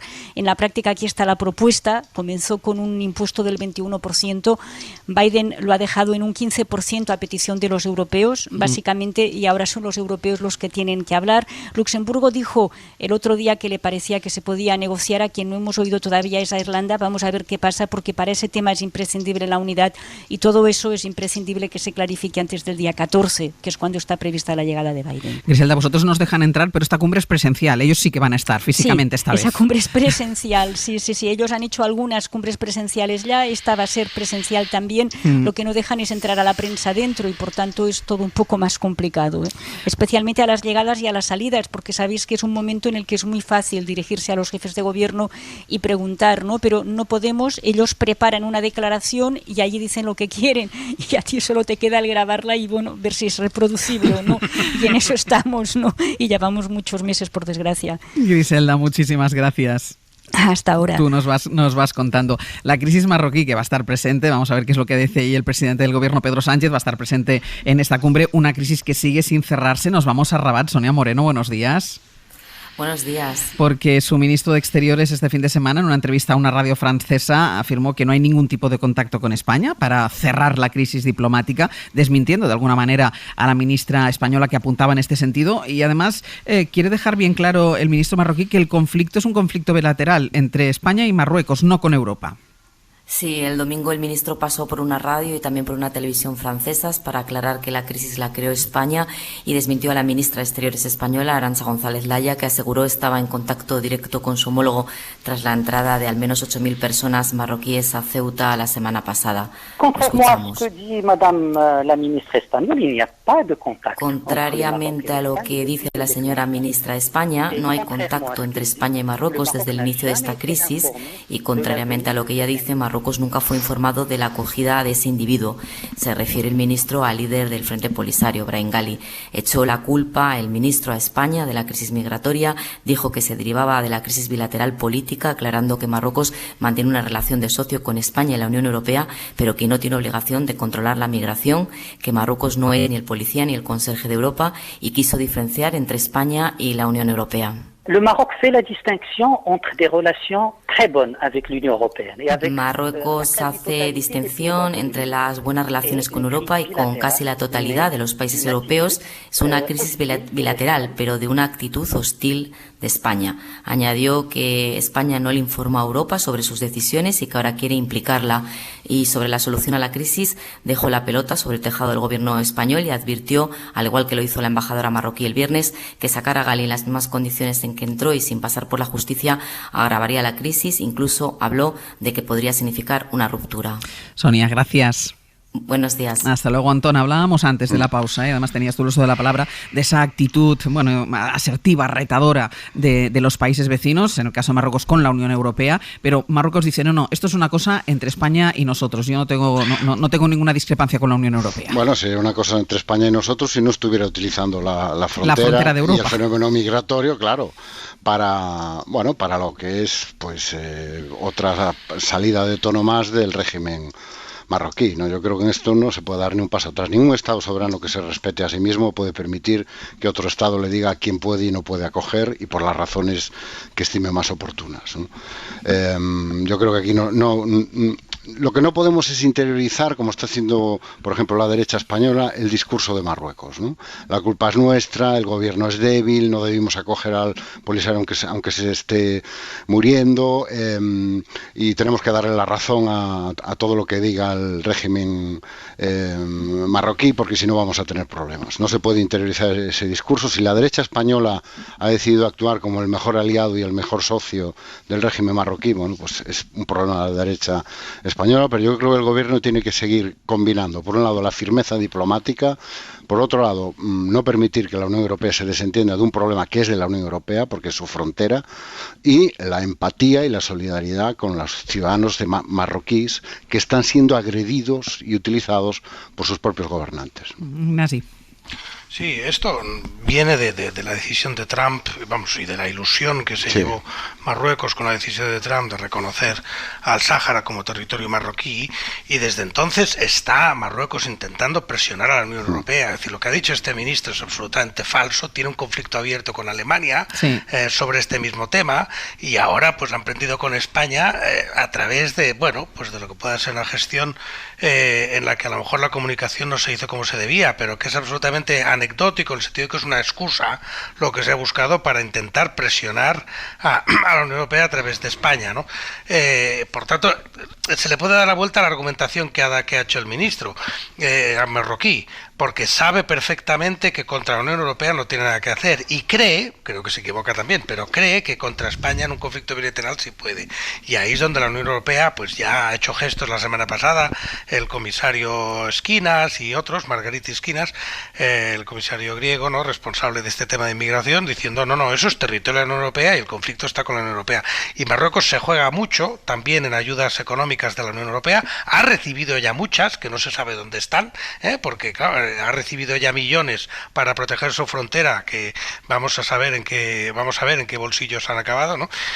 Y por tanto, claro, lo que está en juego aquí de nuevo es que la Unión Europea actúe como lo que es, como un conjunto, y ciertamente que en Francia, por ejemplo, que en este tema, bueno, pues tiene una posición ligeramente más débil, porque considera que refuerza así, más débil respecto al conflicto, ¿no? Porque considera que así se refuerza su posición en Marruecos, pues que no sea Francia la que rompa esa unidad. Yo creo que ahí es donde está el tema, ¿no? Mariola. Yo diría 3 cositas muy brevemente. La primera, creo que España ha cometido un error de cálculo en relación con los efectos que la acogida humanitaria del líder del Frente Polisario podía provocar en Marruecos. Por supuesto, comparto las reflexiones de Antoni de Ignasi, que Marruecos está utilizando todo lo que le viene bien como excusa para tensar las relaciones, pero ha habido un error de cálculo, y un error de cálculo que va a seguir presente, porque ahora la cuestión es cómo va a salir el líder del Frente Polisario del Hospital San Pedro de Logroño, y va a salir como entró o va a salir declarando ante la Audiencia Nacional, y en qué condiciones. Entonces creo que este problema lo tenemos ahora y es a corto plazo un frente diplomático que tenemos que saber gestionar mejor que lo que hicimos con la entrada. Segundo elemento, de fondo está claro la soberanía sobre el Sáhara, y no nos engañemos, el marco internacional es el que es, la necesidad de que se celebre un referéndum, pero es evidente que cada vez ese escenario es menos realista, y cada vez, y esto lo percibe bien Marruecos, el escenario es más Sáhara como una provincia autónoma. Y también ahí tenemos que tener como país un posicionamiento que yo no percibo de momento con claridad. Y la última, la Unión Europea tiene que articular... La Unión Europea tiene que articular una nueva política de inmigración. La Comisión Europea presentó una propuesta en septiembre. España rechazó de manera contundente esa propuesta. También lo hizo el Parlamento, también lo hizo Italia, porque no había equilibrio entre 2 principios importantes, que es el de responsabilidad y el de solidaridad. Por lo tanto, efectivamente, una parte del conflicto con Marruecos tiene que ver con la definición de la política migratoria en la Unión Europea, pero no olvidemos que la posición que ha defendido la Comisión Europea en septiembre pasado no era una buena posición para España, y por tanto ahí también tenemos un punto de fricción que, por supuesto, Marruecos sabe que existe y está utilizando. Ignasi. No, yo sí quería, el tema da para mucho más quizá que esta mínima intervención, pero dejar claro que efectivamente hay que revisar la postura con el Sáhara. Y lo digo así de claro, quiero decir, no se puede andar repitiendo una posición como si no hubiera cambiado nada. Otra cosa es que eso donde hay que hacerlo es en Naciones Unidas, claro, porque es donde está. No lo va a hacer España sola, ni siquiera la Unión Europea sola. Pero yo creo que hay que romper tabúes, y yo soy muy partidario de romper tabúes en política exterior, de hacer eso que en inglés es una expresión que me encanta, se llama pensar fuera de la caja, que en castellano no significa nada, think out of the box, que significa, oye, vamos a empezar otra vez de cero. ¿Cuál es la situación? ¿Cuál es la situación en Sáhara? ¿Y qué es lo que se puede hacer? Y por tanto, efectivamente, repensar esa situación es posible y es absolutamente necesario, pero claro, en el marco de Naciones Unidas. Y eso hay que decirle a Marruecos, que España y la Unión Europea puede estar dispuesta a no seguir repitiendo un mantra sobre la situación en Sáhara que no tiene mucho sentido, y que evidentemente pues no será tampoco directamente darle la razón al Frente Polisario, porque hay que buscar otra solución. Ahora, pretender que todo está en el error de comunicación de haber traído a una persona que estaba muriéndose y meterla en un hospital español y andar a condenar al gobierno español por haber hecho un gesto humanitario, me parece que no se sostiene. De todas formas, yo primero, yo creo que es discutible lo del error de comunicación. Es decir, yo creo que España tiene perfecto derecho a acoger a quien le parezca oportuno y en las condiciones que le parezca oportuno. Otra cosa es si se debió comunicar o no con el régimen marroquí, que son más bien puede ser pues un error por parte del Ministerio de Asuntos Exteriores, pero que desde luego la respuesta no es ni proporcionada ni tiene absolutamente ninguna razón de ser, ninguna lógica, ¿no? Yo lo de pensar fuera de la caja es también una de mis expresiones favoritas, pero a veces hay que tener cuidado porque las cajas existen para algo, ¿no? Y sirven para meter muchas cosas que cuando sales de la caja se desparraman y no sabes muy bien dónde pueden acabar, ¿no? Y después del Sáhara viene Ceuta y Melilla. Entonces hay que tener mucho cuidado con cómo fijas tus posiciones con respecto a Marruecos, hasta dónde estás dispuesto a ceder y en qué cuestiones estás dispuesto a comprometer y no, porque siempre está detrás de todo lo que hace Marruecos, además del Sáhara, no lo olvidemos, están Ceuta y Melilla. Me gustaría dejar claro que yo no he hablado de error de comunicación, he hablado de error de cálculo. Tampoco creo que sea un error de cálculo. Es que no hay error de cálculo ninguno, se calculó perfectamente. Yo honestamente creo que no, pero eso no pasa nada, quiero decir, podemos discrepar. Podéis discrepar con toda naturalidad. Creo que hay un error de cálculo en el sentido de no haber dimensionado correctamente las consecuencias de la reacción que iba a tener Marruecos a una acción, por supuesto, legítima y que yo no discuto, incluso puedo estar de acuerdo con ella. Ahora bien, la evidencia empírica en el momento actual está que las consecuencias de Marruecos son mucho más exageradas de las que podríamos haber imaginado. Pero eso es responsabilidad del agresor. Pero si nadie está discutiendo, pero que nadie está discutiendo. Pero entonces, ¿cómo se podía calcular nada? ¿Cómo se podía calcular nada? Bueno, es que yo te reacciono, termina Mariola. Hay muchas maneras de prestar la atención humanitaria. Podía haberse hecho en España o buscar un país tercero, pero más aún, podía haberse hecho en España como resultado de nuestro compromiso con el saharaui, pero haberlo hecho con una entrada más limpia. Ignasi. Perdón, primero, la entrada no es como dice Marruecos que fue, porque la versión de Exteriores a la que yo doy más credibilidad que al gobierno de Marruecos es que entró con pasaporte diplomático de Argelia, perdonad. Y por tanto, la idea de que entró con un nombre falso, etcétera, en este momento me creo. Hablado de eso. Tú no, pero acabas de decir una entrada más limpia. Más limpia, mucho más limpia, claro que sí. Más comunicando a tu vecino que termina, que me quedan 50 segundos para la desconexión. Bueno, acabas de decir que el problema no era de comunicación y ahora dices que sí. Mira, yo no le compro no he dicho eso. Ignasi, no pongas en mis palabras cosas que no he dicho. Está bien. Yo no le compro, déjame. Ignasi, yo creo que no se puede, no podemos comprar el relato de Marruecos. Se cogió una persona, se acogió pues quien cuestiona que la entrada no fue limpia, quien cuestiona que se podía haber hecho fuera de España, la derecha española, quieres decir. Cuestiona, sea quien sea, yo no sé si eres tú u otras personas, pero se dice que la entrada fue limpia y que no debería haberse, y que la acogida no tenía que haberse hecho en España. Y yo creo que España podía acoger perfectamente a una persona enferma.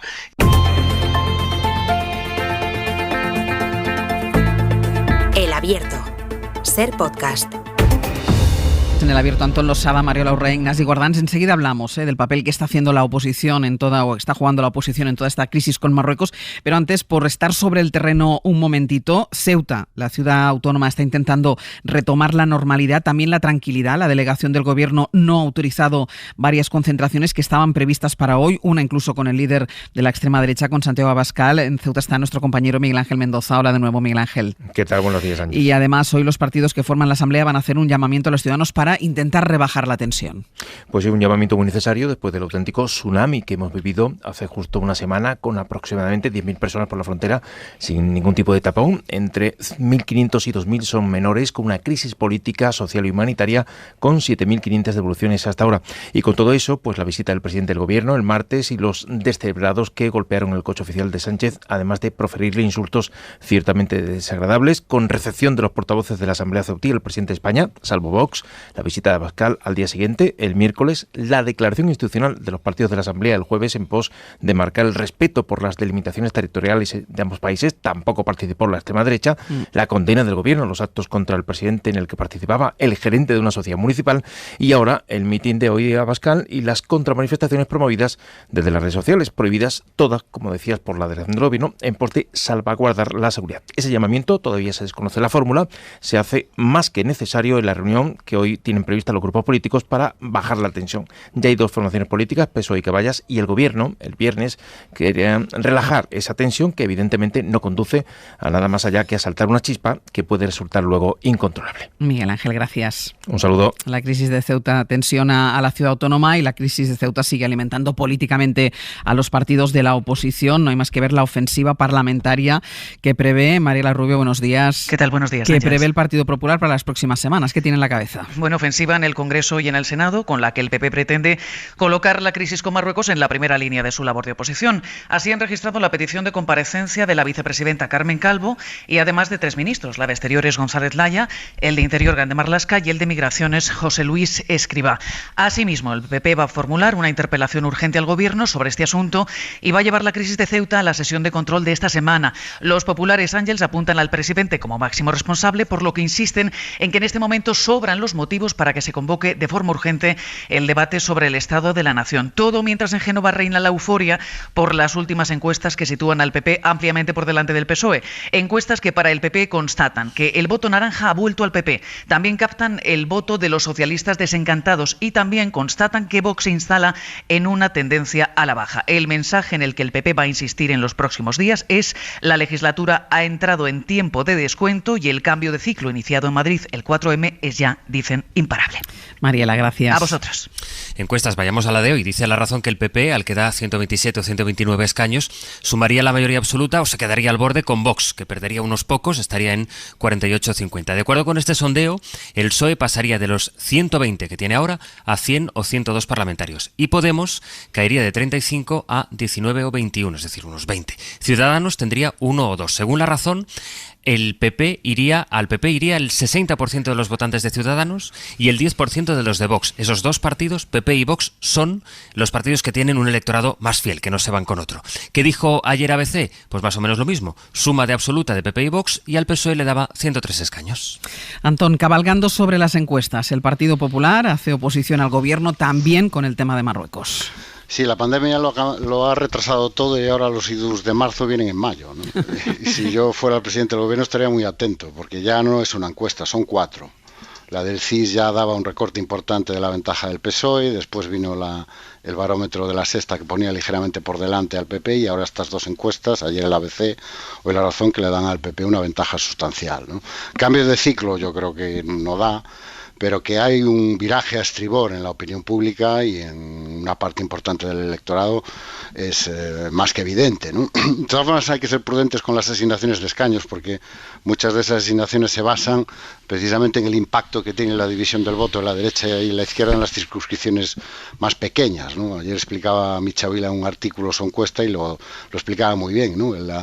Esa división del voto a la derecha le había permitido al PSOE ganar muchos diputados en circunscripciones pequeñas que ahora perdería. Bueno, faltan 2 años para las elecciones, vete tú a saber, ¿no? A mí lo que me llama la atención es que el Partido Popular haya decidido coger un tema de Estado para convertirlo en el eje de su estrategia opositora. Yo asumo que pide todas estas comparecencias porque va a comprar el relato de Marruecos y va a poner al Gobierno frente al relato de Marruecos, lo cual convierte al Partido Popular en el principal aliado que tiene Mohamed VI y Marruecos en España.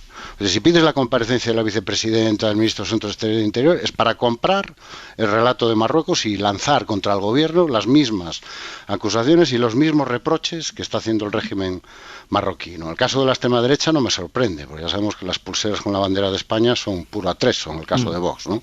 Pero en el caso del Partido Popular, que es un partido de Estado y un partido de Gobierno, me parece, primero, alarmante, y segundo, revela una vez más que el principal problema del Partido Popular es que tiene un líder que no tiene criterio. Me parece imposible, Mariola, que en este país haya una cuestión de Estado, se aborde algo como una cuestión de Estado, es imposible. Pues la política exterior debería ser una pero de no ellas. Es, ya, pero y más aún, Ángeles, hay que recordar a todos los oyentes que la Constitución otorga como competencia exclusiva del Gobierno la dirección de la política exterior. Eso no elimina la capacidad de la oposición para fijar posición, pero desde luego nunca en términos tan desleales como los que está haciendo en los últimos días. Y todo porque el Partido Popular sigue viviendo en una maldita ensoñación, en la idea de que va a haber elecciones próximas y que la legislatura está acabada. Y eso tiene que ver con que se les ha hecho bola. Todavía no han hecho la digestión. Perdieron las elecciones. No hay elecciones a la vista. La legislatura, el gobierno de coalición cada vez está más unido. Y cada vez que tengan una oposición enfrente tan desleal como la que tiene el Partido Popular, más unido estará el gobierno de coalición. Por tanto, no hay escenario electoral a la vista, no hay encuestas que tengan ningún valor si no hay escenario electoral a la vista, y desde luego lo que de manera contundente hay que decir que en un conflicto como este, con error de cálculo como creo yo o sin él, o sin él, no hay margen para que la oposición se manifieste de manera tan poco patriótica, como les gusta decir a ellos, que se les llena la boca con las banderas de España, pues menos banderas de España en la muñeca y en el polo Lacoste, y mucho más apoyo y posición de Estado en lo que es una línea de defensa en la política exterior. Claro, Ignasi, porque como decía Antón, desde el momento en que piden todas estas comparecencias de acción, le estás comprando la versión a Marruecos. Sí, no, yo sobre eso, si me permites, poco más que añadir. O sea, es una deslealtad que además contradice la posición del Partido Popular sobre Marruecos, sobre este conflicto de hace décadas, que es puramente táctica y que evidentemente es profundamente desleal. Pero yo lo que querría es poner el foco un poco más amplio en lo que decía Antón, que el gobierno tiene que tomar nota, que yo no sé si es un cambio de ciclo, pero ciertamente es algo más que una encuesta. Un viraje, dejémoslo en viraje. Y ahí me gustaría fijar en algo de lo que creo que no estamos hablando bastante, Ángels. Hace muy poco, en una entrevista en este mismo programa, la ministra Montero decía lo contentos que estaban, lo decía indirectamente, pero tú se lo sacaste, de la desaparición de Pablo Iglesias del Consejo de la Mesa del Consejo de Ministros y del panorama político. Y es verdad, imaginaros el conflicto de Marruecos con Pablo Iglesias diciendo, bueno, que en realidad España es un país represor y tal, o sea, es verdad, pero este conflicto ha sido mucho más complicado con Pablo Iglesias en el gobierno, así lo creo. Pero también es verdad que la salida de Pablo Iglesias le ha quitado un altavoz al gobierno. Y ese altavoz no se ha sustituido. Y donde antes había por lo menos dos grandes voces, la del presidente y la de Pablo Iglesias, que hablaban en nombre del gobierno, ahora hay una sola. Porque la realidad es que Yolanda Díaz, con sus ganas de ser más discreta y tal, pues no es... está muy bien que no sea Bocazas, pero podría ser Bocas, no Bocazas, pero Bocas, o sea, portavoz, salir más, y no sale. Y tampoco sale, pues, la Belarra, Yone Belarra, tampoco. O sea, la realidad es que el gobierno ha perdido voz con la salida de Pablo Iglesias, y eso es algo que se nota, y creo que se nota en los medios, y yo no tengo una contabilización, pero estoy seguro de que si la hacéis, pues las voces del gobierno suenan menos. Una cosa es de hecho, espera un momento, Antón, de hecho, esta mañana Inma Carretero nos contaba que la estrategia de Moncloa, con todo lo que está pasando ahora, es sacar más a Pedro Sánchez. Forma parte de la estrategia de Moncloa. Pero no puede ser solo Pedro Sánchez para todo, claro, ¿no? El hombre orquesta no vale. Antón primero. Una cosa es que el gobierno haya perdido voz, y otra cosa es que el líder de la oposición decida coger el argumentario de Marruecos y convertirlo en su estrategia. Te doy toda la razón, que lo sepas, que te doy toda la razón. Yo hacía, es un ángulo es que yo quiero insistir en esa idea, porque me parece relevante. Es decir, el líder de la oposición tiene tanta prisa y tiene tan poco criterio que coge el argumentario de Marruecos y lo convierte en su estrategia de oposición. Que lo une a Puigdemont, por cierto. O sea, hoy Pablo Casado dice lo mismo que Puigdemont, que ya tiene pero Puigdemont se había propuesto casi como embajador. Solo le falta a Pablo Casado llamar septa a Ceuta. Antón, ¿qué hablabas tú? Me parece un elemento de reflexión interesante, especialmente para los votantes más de orden, ¿no?, del Partido Popular. Bueno, que lo haga la extrema derecha, que la extrema derecha esté activando a tope su máquina de odio y de xenofobia en Ceuta, sembrando la desconfianza sobre el gobierno, sembrando la alarma entre la ciudadanía, generando inseguridad y miedo. Bueno, pues ya sabemos cómo funciona la extrema derecha, ¿no? Pero que el Partido Popular coja ese argumentario y lo convierta en su estrategia de oposición, porque las encuestas le van bien, me parece, primero, una frivolidad, y segundo, de una falta de criterio que espero que de alguna manera sea compensada debidamente por la opinión pública, ¿no? Lo que decía Ignasi, que la falta de voz, yo creo que el problema que tiene el gobierno es que ha perdido el control de la agenda. Y en la democracia moderna, si una ventaja le queda al gobierno, es que nadie tiene tu capacidad para fijar agenda. Y este gobierno ha perdido el control. O sea, la agenda se la fijan todos los días. No tiene más que repasar los últimos episodios, ¿no? El fin del estado de alarma siempre fue por detrás. Los peajes de las autopistas, la tributación conjunta, el caso propio de Ceuta que estamos viviendo ahora mismo, ¿no? Y claro, cuando pierdes el control de tu agenda, es muy difícil mantener tus expectativas electorales. Cuando son los otros los que te dictan el día a día y los temas en los que tienes que posicionar, y te pasas el día saliendo a desmentir, o saliendo a aclarar, o saliendo a decir, bueno, ha sido un malentendido, no, está en el apéndice, no, es que está en otro párrafo, es que tu problema no es solo un problema de voz y un problema de comunicación, eso es solo un síntoma de que en tu día a día, en tu acción de gobierno, tu agenda te la marcan otros, no la controlas tú. Además de esto que señala Antón, yo creo que sí que hay quizá una necesidad de perfilar mejor la portavocía, las portavocías, si queréis en plural, del gobierno, ¿no? Yo creo que esa solución que se dio desde el inicio con una portavoz que además es ministra de Hacienda, pero que yo insisto que muchas veces su papel ha quedado reducido a dar cuenta de los acuerdos del Consejo de Ministros, pero claro, la semana es muy amplia y un gobierno tiene que comunicar a través de una portavocía que puede ser singular o puede ser más coral, pero una maquinaria bien engrasada en términos de comunicación, ¿no? Y yo creo que eso falta. Ahora, exponer al presidente del gobierno y convertir al presidente del gobierno en el portavoz del gobierno, pues yo honestamente no creo que sea la solución. La última vez que hicieron eso en la campaña de Madrid no salió precisamente muy bien. Claro, y eso también acusó... O sea, la última experiencia no fue muy buena. Claro, y eso acusó también el propio presidente cierto desgaste, sobre todo en los primeros meses iniciales de la campaña, con aquellas comparecencias tan largas, con aquellas comparecencias en primera línea de fuego. Yo creo que esa no es la función del presidente del gobierno, honestamente. Entonces, a mí me da la sensación que ahí hay un margen de reflexión y de mejora. Ser Podcast.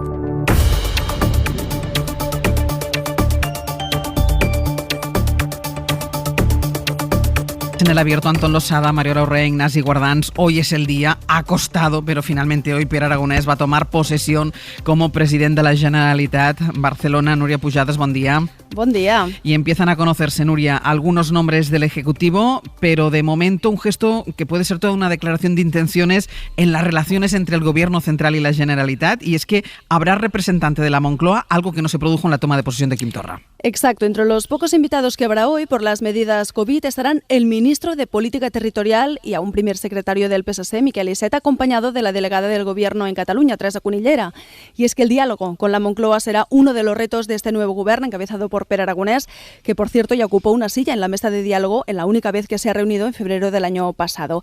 El ministro Iceta coincidirá también con Oriol Junqueras, que tiene permiso penitenciario y puede ser una de las imágenes del día. Está por ver cómo será, por tanto, la interacción entre Estado y Generalitat con Aragonès al frente después de 2 años de relaciones muy frágiles.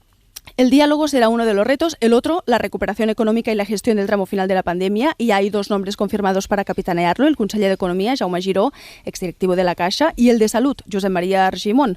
El nuevo gobierno tiene aún la mitad de consellers por confirmar, que se conocerán en las próximas horas y tomarán posesión el miércoles por la mañana. Y aún otro reto para el presidente, y es evitar pues justamente las discrepancias internas y el ruido que protagonizaron la legislatura anterior con los socios de Junts. La negociación ha sido larga y turbulenta y ha dado alguna pista de que las relaciones son complicadas, pero Aragonès tendrá que manejarlo si quiere subsistir toda la legislatura y encajarlo además con las demandas de la CUP. Estos son los principales retos del presidente, que tomará posesión esta tarde a las 8:15 en un acto en el patio dels Tarongers de la Generalitat. Núria, gracias. Buen día. Hasta luego. Iremos conociendo, decía Núria, pues ya se conocen algunos de los miembros que formarán el futuro gabinete de Pere Aragonès. No se conocen todos, los iremos conociendo en los próximos días, porque lo que sí es cierto es que hay que ponerse a trabajar lo antes posible. Y recordábamos, Sastre, los datos, yo decía antes, bueno, cómo Cataluña ha perdido prestigio, cómo Cataluña ha perdido posiciones, y hay datos que lo demuestran. Incluso cómo ha perdido el tiempo. Al final de la campaña elaboró nuestra compañera Sonia Ballesteros un pequeño informe, lo pueden recuperar en la web, el legado social del procés se titula, en cómo, pues eso, Cataluña había perdido sobre todo oportunidades y tiempo, porque en 8 o 9 años del procés, esa comunidad ha empeorado objetivamente frente a los datos de otras comunidades en gasto sanitario y educativo, en abandono escolar temprano, en dependencia. Es donde más han aumentado, vamos a quedarnos solo con estos 2 datos, donde más han aumentado las listas de espera quirúrgica y de dependencia en España, y la única con más porcentaje de camas de hospital privadas que públicas, un 57% frente a un 43%. Pero ya digo que hay más ejemplos para demostrar lo que ha perdido Cataluña en esta década. Y hay que recuperar también el prestigio de una institución como la Generalitat, que está absolutamente desprestigiada. Ignasi, ¿cuánto confías en la recuperación tanto de estos datos que estaba contando Sastre como de la institucionalidad en Cataluña?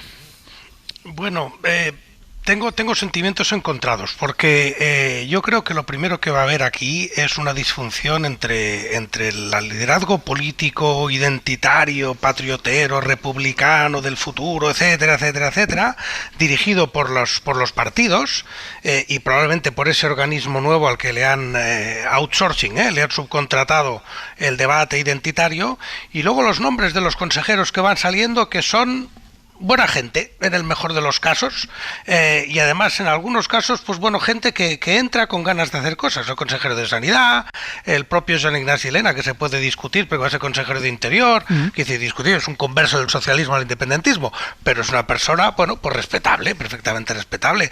La que se anuncia como consejera de Asuntos Exteriores o de Relaciones Exteriores, que es una persona que vivía en Estados Unidos, formada en Harvard, con una trayectoria, pues ciertamente sí, de ámbito soberanista, etcétera, pero no exactamente una iluminada, vamos, o no comparado con el nivel de otros, ni mucho menos. Por tanto, claro, son gente con un peso político escaso, pero con ganas de trabajar y con ganas de hacer cosas. Entonces, ¿eso qué significa? Pues que probablemente el debate identitario no estará en la sede del Consejo de Gobierno, estará fuera, y entonces ahí habrá no solo dos presidentes, como decías tú al abrir el programa hoy, ¿no? A las 8, es decir, esa especie de lo que viene de Waterloo, del exilio y el interior, sino también habrá dos discursos, uno más tecnocrático por parte del gobierno, más práctico, más de números, más intentando hacer cosas, y probablemente una serie de voces externas más fundamentalistas, identitarias, del movimiento nacional. Perdonad, pero es que la comparación es así de clara. Habrá un gobierno tecnocrático y luego el movimiento nacional que establece los principios generales del movimiento, de los cuales estos técnicos pues no deberían salirse, y si se salen, pues palo. Antón. Bueno, yo es que creo que el acuerdo en realidad no es un acuerdo de gobierno, es más bien una patada a seguir, que dirían en rugby, ¿no? Si os fijáis, la tensión básica de la que hemos hablado aquí tantas veces, ¿no? Quien lidera el relato de esto queda sin resolver. Para aquellos órganos que no estaba claro lo que se iba a hacer, pues se superponen otros órganos, ¿no? Como no sabemos qué hacer con el Consejo para la República, pues nos inventamos otro órgano. En el tema de los fondos Next Generation, como no estamos de acuerdo, creamos una comisión para ver si nos vamos poniendo de acuerdo. Entonces, a mí me parece más bien un acuerdo para no repetir las elecciones, porque se nos echaba el tiempo encima y, bueno, vamos a ponernos de acuerdo en que no hay que repetir las elecciones. Vamos a investir a Pere Aragonés presidente, y a partir de ahí pues seguimos discutiendo. Y la primera consecuencia de la discusión es que la parte de Junts, que considera innegociable que la dirección política la tiene Junts y la tiene Puigdemont, ya no está en el gobierno. Y se ha salido del gobierno y no quiere estar. Y eso ya es un problema grave para la estabilidad del gobierno.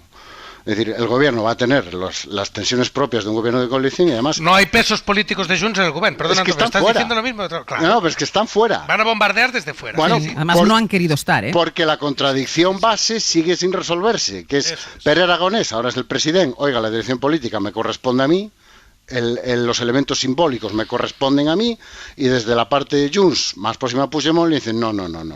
La dirección política y los elementos simbólicos los sigo teniendo yo y los sigo gestionando yo.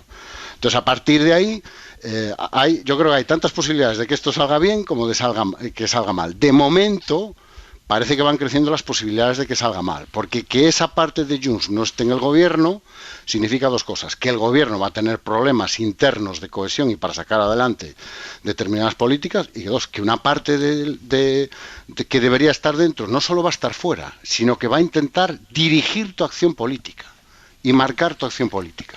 Y eso como punto de partida para cualquier gobierno no invita precisamente al optimismo. Mira, yo tengo una mirada un poco más optimista. Yo creo precisamente que esta debilidad, esta lucha interna que está viviendo Junts, esta debilidad de que los perfiles un poquito más significativos de Junts queden fuera y entren a formar gobierno perfiles un poco más discretos, digámoslo así, yo creo que puede dar margen para que el gobierno poco a poco, el gobierno catalán, vaya tomando fuerza y vaya tomando autonomía y liderazgo en torno a una agenda de gobierno más pragmática. Y esto conectado en términos de elemento más positivo, con otra idea. Mi impresión, es una impresión, no está fundamentada en datos científicos, es que la ciudadanía catalana está más con ganas de entrar en una conversación más de gobierno autónomo que de debates un poco ilusorios en términos de una independencia que no va a llegar, simplemente no va a llegar.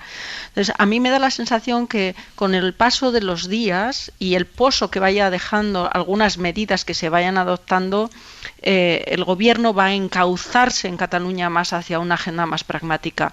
Igual es que confundo deseo con realidad, pero tengo la impresión de que va por ahí. El quedarse fuera, el que está fuera del gobierno, es que fuera puedes patalear, puedes hacer un poquito de ruido, pero el que controla el boletín oficial... Pero es que no está solo, Mariola, no está solo, es decir, no está solo fuera Puigdemont. Es que pero termina, Antonio, voy contigo. Está digamos, todo lo que representa el entorno independentista que presiona sistemáticamente a estas dos fuerzas políticas, ¿no? Está la Asamblea, está Òmnium, y ahí, Mariola, yo creo ahí que es lo que quiere mantener Puigdemont, el liderazgo de ese espacio. Es que ese es el problema básico al que se enfrenta. O sea, Junts sabe que en el momento que Pere Aragonès, lo decía esta mañana Ángels, ¿no? Ahora ya es un presidente, entre comillas, de verdad. Solo quedo yo por citarte, Ángels. Solo quedo yo. Llegas tarde, has cometido un error de cálculo. Ya no es un presidente vicario, ni un presidente suplente, es un presidente legítimo. Y entonces todo el peso simbólico y político de la presidencia de la Generalitat recae en este momento en Pere Aragonès y en Esquerra. Y eso es algo que Junts no está dispuesto a permitir. Ignasi. No, que es prematuro saber, que estamos claramente dibujando los términos de una batalla. Estamos totalmente de acuerdo los tres, entre por un lado pragmáticos, que es lo que va a haber en el Govern, está por ver algunos nombramientos, quizá ponen alguno para compensar, pero por ahora lo que se va viendo es que es gente pragmática, empezando por el propio Pere Aragonès, pero sobre todo el resto de los consellers, y en cambio los ideólogos, los políticos, entre comillas, los fundamentalistas que están en el Parlamento y en el aparato de los partidos y en la estructura de Junts y en la sede parlamentaria y en ese Consejo por la legitimidad republicana, ¿no? En la que están Òmnium y está la Asamblea y están todos. Y entonces eso va a generar una bicicleta de dos ruedas que no van en la misma dirección.